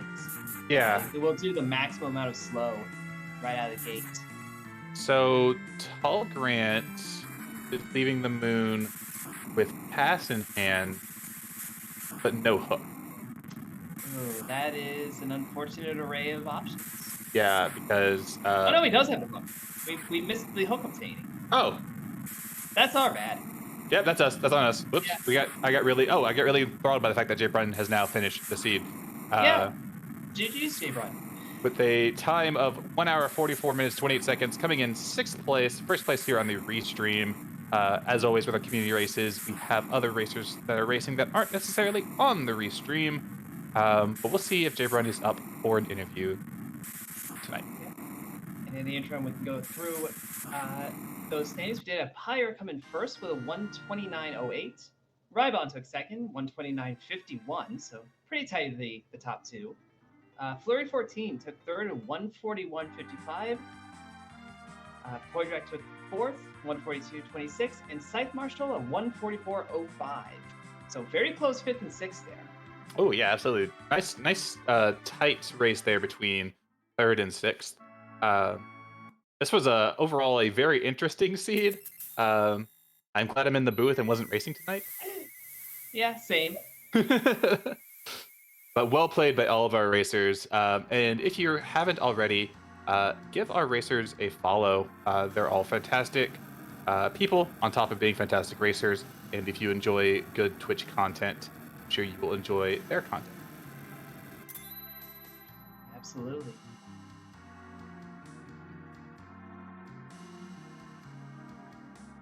Yeah, Tall Grant just getting through this cutscene, and then we'll be headed towards the Zeromus fight himself. Has all the pieces of the puzzle. And as it stands, KNH needs exactly the hook from behind that Ogopogo to be in go mode, even though she won't know it. And looking at Warlink, Warlink just needs that hook. Doesn't need the pass. The pass obviously makes things faster, but only needs the hook. Yeah, and actually we'll know that he just needs the hook, because the only things that could be behind it would be the package or the pass at that point. And when he gets it, it'll have done enough other things. It's like that's the only possibility. We narrowed it down. He has done a lot of this seed. Yeah, this is very true. It's a very high completion seed. Time.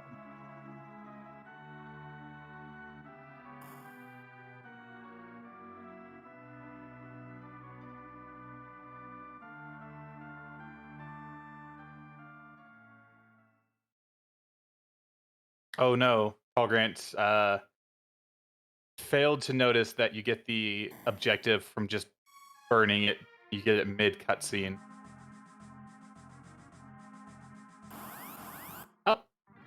Is that a J-Run? Yes, it is. Hello. Hey, GG's J-Run. Good race. Thank you. It felt a little slow on my end, but I feel like it was a little slow for everyone. This was a particularly interesting seed when it comes to key item placement. Yeah, it was definitely. It took a lot of searching to get everything.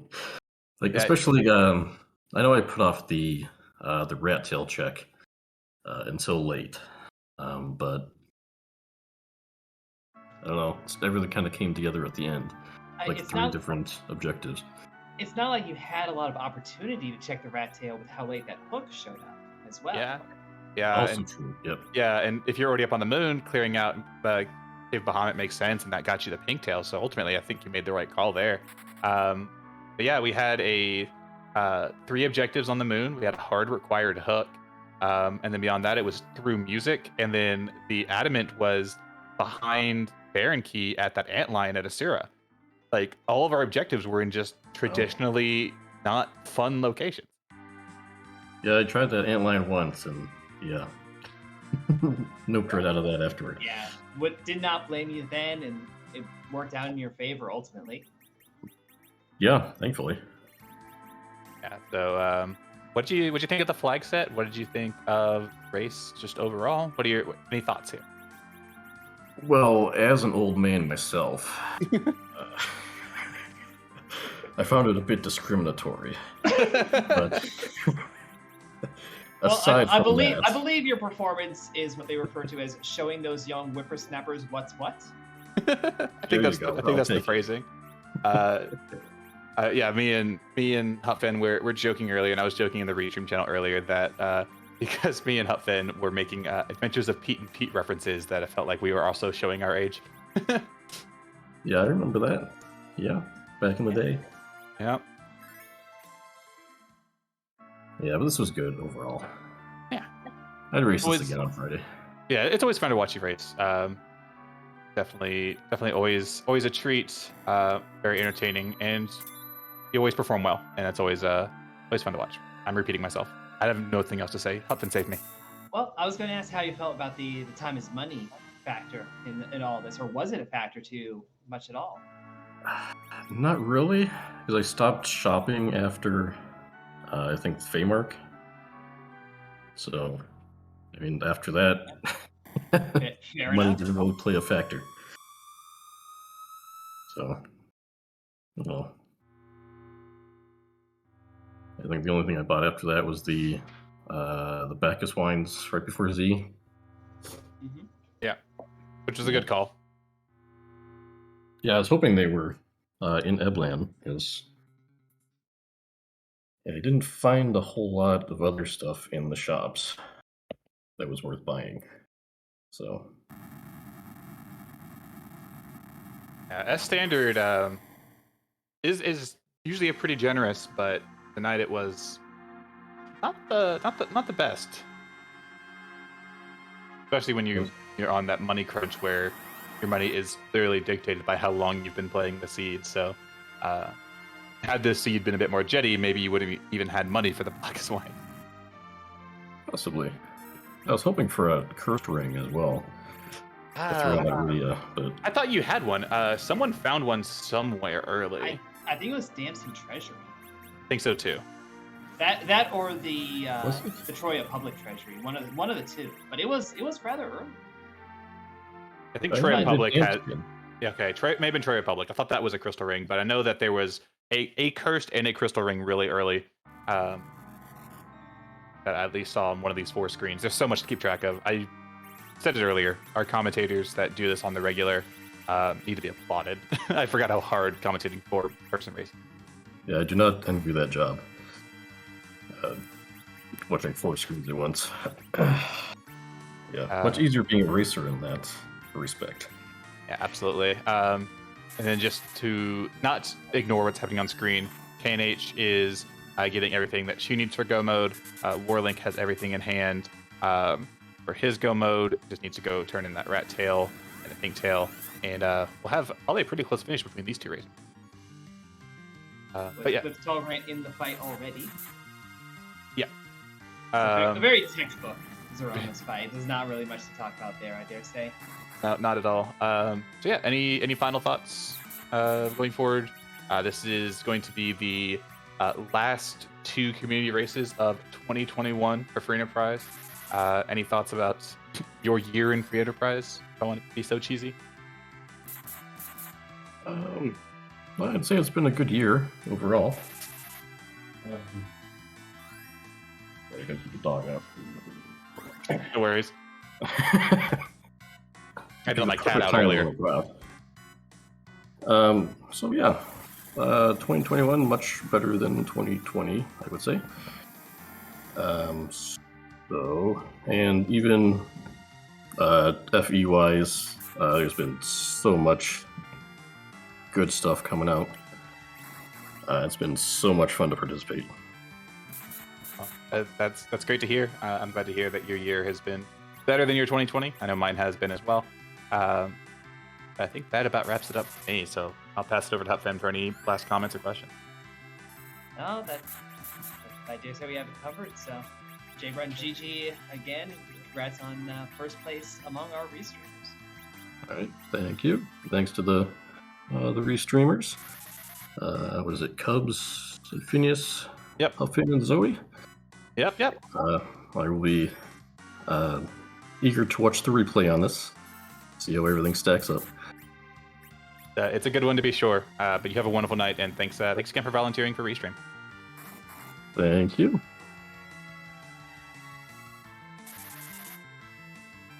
All right, and that was our 6th place finisher, Jay Brunter, or Jay Bruntier. I can't remember. I always call him Jay Brunt for that reason.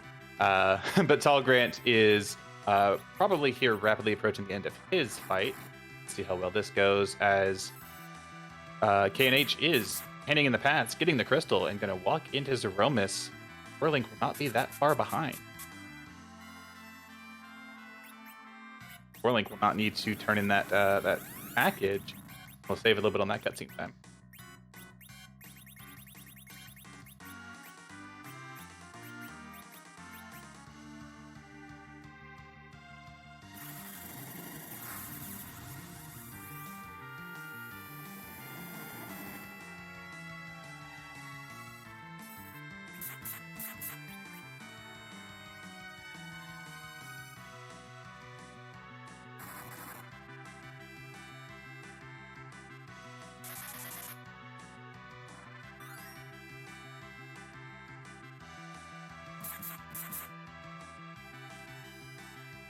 While we're waiting for Tall Grant to wrap up here, just want another shout out. Jabron mentioned it, but shout outs to our team behind the scenes, Cubs Roll on the restream, and Infinius on tracking. Both do wonderful work, and shout outs to my co-com Hupfen, who has been carrying me through this the entire night. I really appreciate it. We make a good team, Zoe. Yeah. I've always wanted to do comms with you. I don't think we've ever had a chance to before. Honestly, I don't remember. Yeah. I know I've worked with a good variety of the community, and there are lots of really good commentators, trackers. The crew that we have here is wonderful. Yeah, absolutely. I can't put together a 4-person team and not go, wow, that's a really strong team.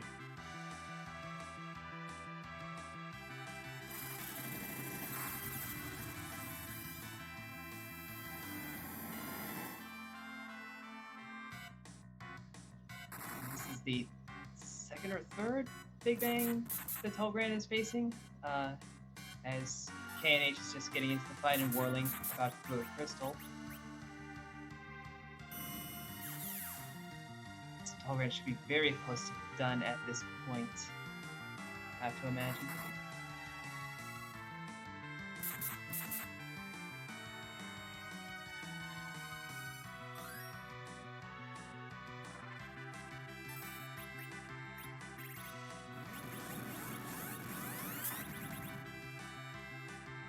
Oh no, it's still around the news. Oh. Interesting.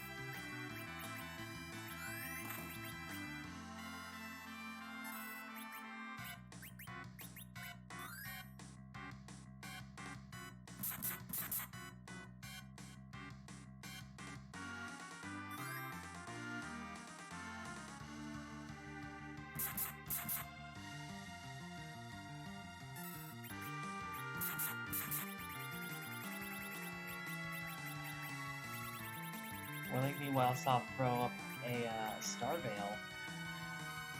Probably going for some hybrid. This has been a party that kind of leans towards doing this a straight Berserker Zeromus fight, but a bit of hybrid wouldn't go amiss with the Black Mages that we've had access to.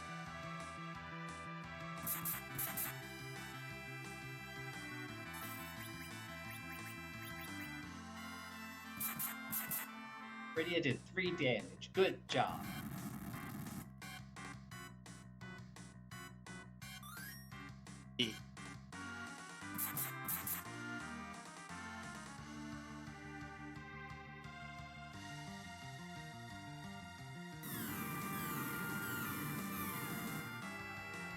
Oh, we got rocks from Tall Grant.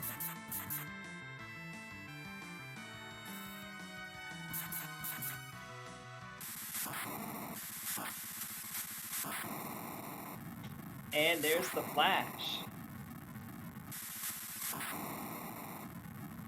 So Tall Grant has finished with a time of 1:58.40, putting him 9th overall. We had Tybalt take 7th with a 1:44.57, and Gale Swift take 8th with a 1:55.11. Let's see if we can get him set up and do a little bit of a post-run interview.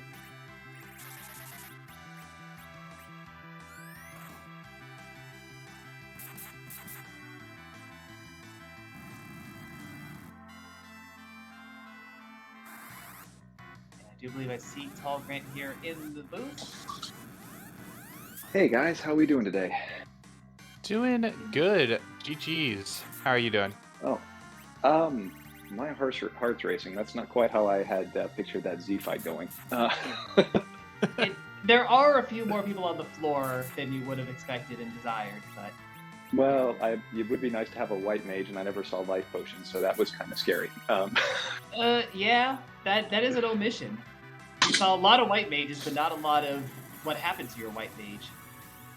Well, I had 2 of them. I actually brought both Porum and Rosa in there, and Porum just got hit at a bad time with the Big Bang, and then Rosa got nuked, followed by a Big Bang also that just missed nerfing it. And so Yang clutched that fight by throwing Cure 2 potions on Edge to keep him alive for what I was afraid was going to be the last Big Bang. Hey, Yang is an HP reservoir, and you took advantage of that fact. Yeah, he really carried me for that, so it's nice. I was definitely made a bunch of mistakes on the way, but I'm pretty overall happy with how that went. There was some unpleasantness with a couple of the real key items up on the moon. Yeah, just going to interject real quick. So we have the other 2 runners on the restream, both finishing. Warlink took 10th place with 2 hours 21 seconds. KNH took 11th place with 2 hours and 23 seconds. They are 2 seconds apart. But this seed hitting approaching that 2-hour mark, it certainly seemed like it was going to happen with how those key items were getting distributed. Yeah, I just kept getting frustrated finding, weird random items. I think probably the most disheartening thing was getting through that awful evil wall fight and handing us an hourglass. Yeah, that's a huge zonk to hit. But by the way, good GG's to Warlink and kind of Nerdy Housewives. That was kind of close between the 3 of us at the end there. Oh yeah, like that was really, really close. As we were doing J-Brun's interview, I looked up and I was like, oh, well, KNH and Warlink are basically neck and neck, and Tall Grant's in Z right now. This is going to be a flurry of finishes here on Restream.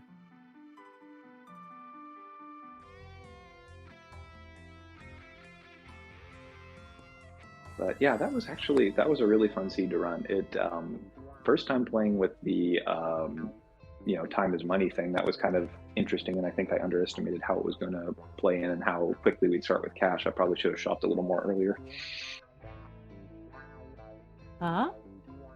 It could be in kind of an interesting arc, because I think I just heard kind of Nerdy Housewife in here. I think we'll pull Warlink in as well and let you all kind of round table for a bit. Yeah, I don't really have a whole bunch to say right now. I am currently, my attention is split to a thing that I'm working on that is rather important, so I apologize. But yeah, since Warlink and KNH are in here, good GG's, guys. That was a lot of fun. Yeah, I guess we'll... Tall Grant, you already mentioned how you felt about the time is money part of it. KNH Warlink, I'm wondering kind of how that like, was that a factor, or was it all just the key item distribution being so rude? Yeah, I didn't really think about the money too much. It's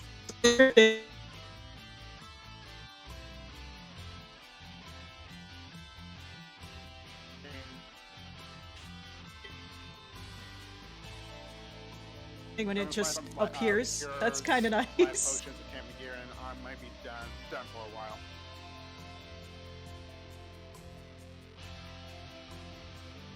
It felt like all of you were doing more looting early on than I think I'm used to seeing runners do. I guess I'm just used to seeing runners being very, very limited in what treasure they go after.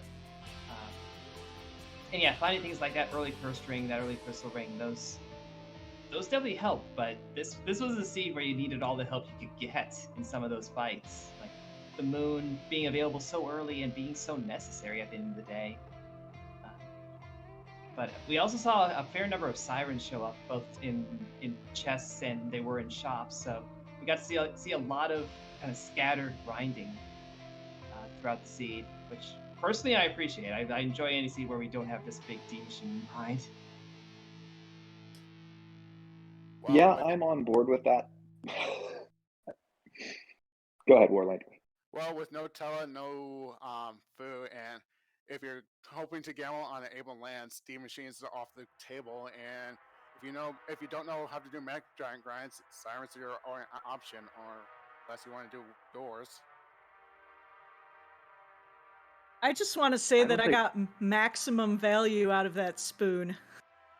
Yes. Yeah, Yes. Same here. that Edward was carrying it early. Yeah, seeing that second character, Edward was like, "Oh, fine, you might be the anchor," and Odin gave me his spoon. It's like, "Well, you're part of the team now. You can whack everything you can do with it." Yeah, I was impressed at how long Edward was not only sticking in the party, but proving valuable for a number of you. Yeah, I turned down a Kane and a Cecil to keep Edward. Everyone Where turned did down you that see Cecil, them? everyone that found him. It's I just showing never up saw too him. late. Kane was in Watery Pass. Cecil was in Zot, I believe. That sounds right. Yeah, so that Kane was very available, but that Cecil was just not happening. Behind Sealed Cave, Earth Crystal. Very gross. Yeah, I didn't. I was lazy walker and didn't want to go down there. Yeah, and I think I already did my grind, or I was about to start doing my grind and see that Sasso and not having any good gear, not a good weapon with him. It's like, I can still run with this team. I had sirens and I got that darkness crystal and I thought, all right, we're gonna go for the moon, we're gonna hit cave value, we're gonna do some gold dragons, and there's hopefully gonna be a boss I can handle. And I go over there and it's like, hey, Val. I said, no, we're not doing that right now. Yeah, that Val's not too bad. I will say that I am hungry and want to get to dinner. So I would like to move us a little bit forward so we don't linger here too terribly long. Does anyone have any final thoughts on the seed, or like I asked J-Brun, your year in Free Enterprise, how it went?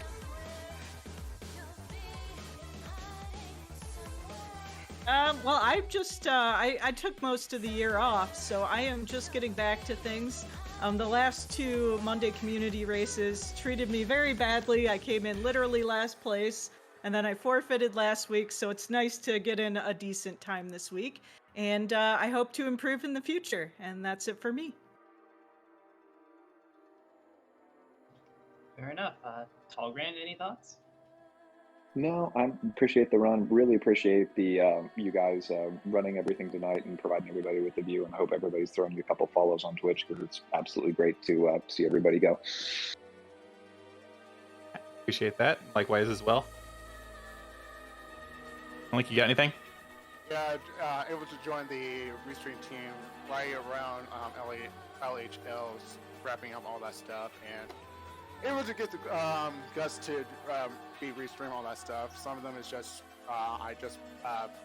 some of them is just basically me hitting my face in the wall multiple times, but other times it's like this seed. It's just like I'm having fun and seeing getting close to minute 20. It's like no one finished. It's like, okay, it must be rude, and I'm not like worry is like, am I doing the wrong play, all that stuff. So Yeah. overall, it's been great. Absolutely. Well, thank you all so much for racing tonight. It was wonderful to watch, very entertaining. And thank you all so much for volunteering to be on the race stream. That is not necessarily an easy thing that comes without nerves. So we all really appreciate it that you're willing to put yourselves out there and bring this content to our viewers. Because without you, me and Huff and Wedge has been talking to ourselves about nothing for 2 hours. I mean, we already did that, but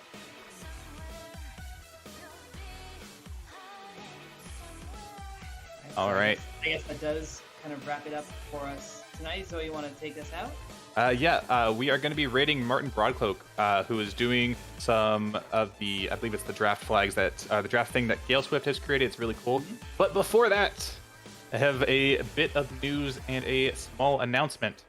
It is the end of the year. We are in the midst of the holiday season, approaching the new year, and me and Boardface have a late holiday present for you. Free Enterprise 4.5.0 is now available on the beta site. Ooh. So go have fun. And go say hi to Martin in 10 seconds once this raid goes off. Have a good night, everyone. See y'all over there. Take care.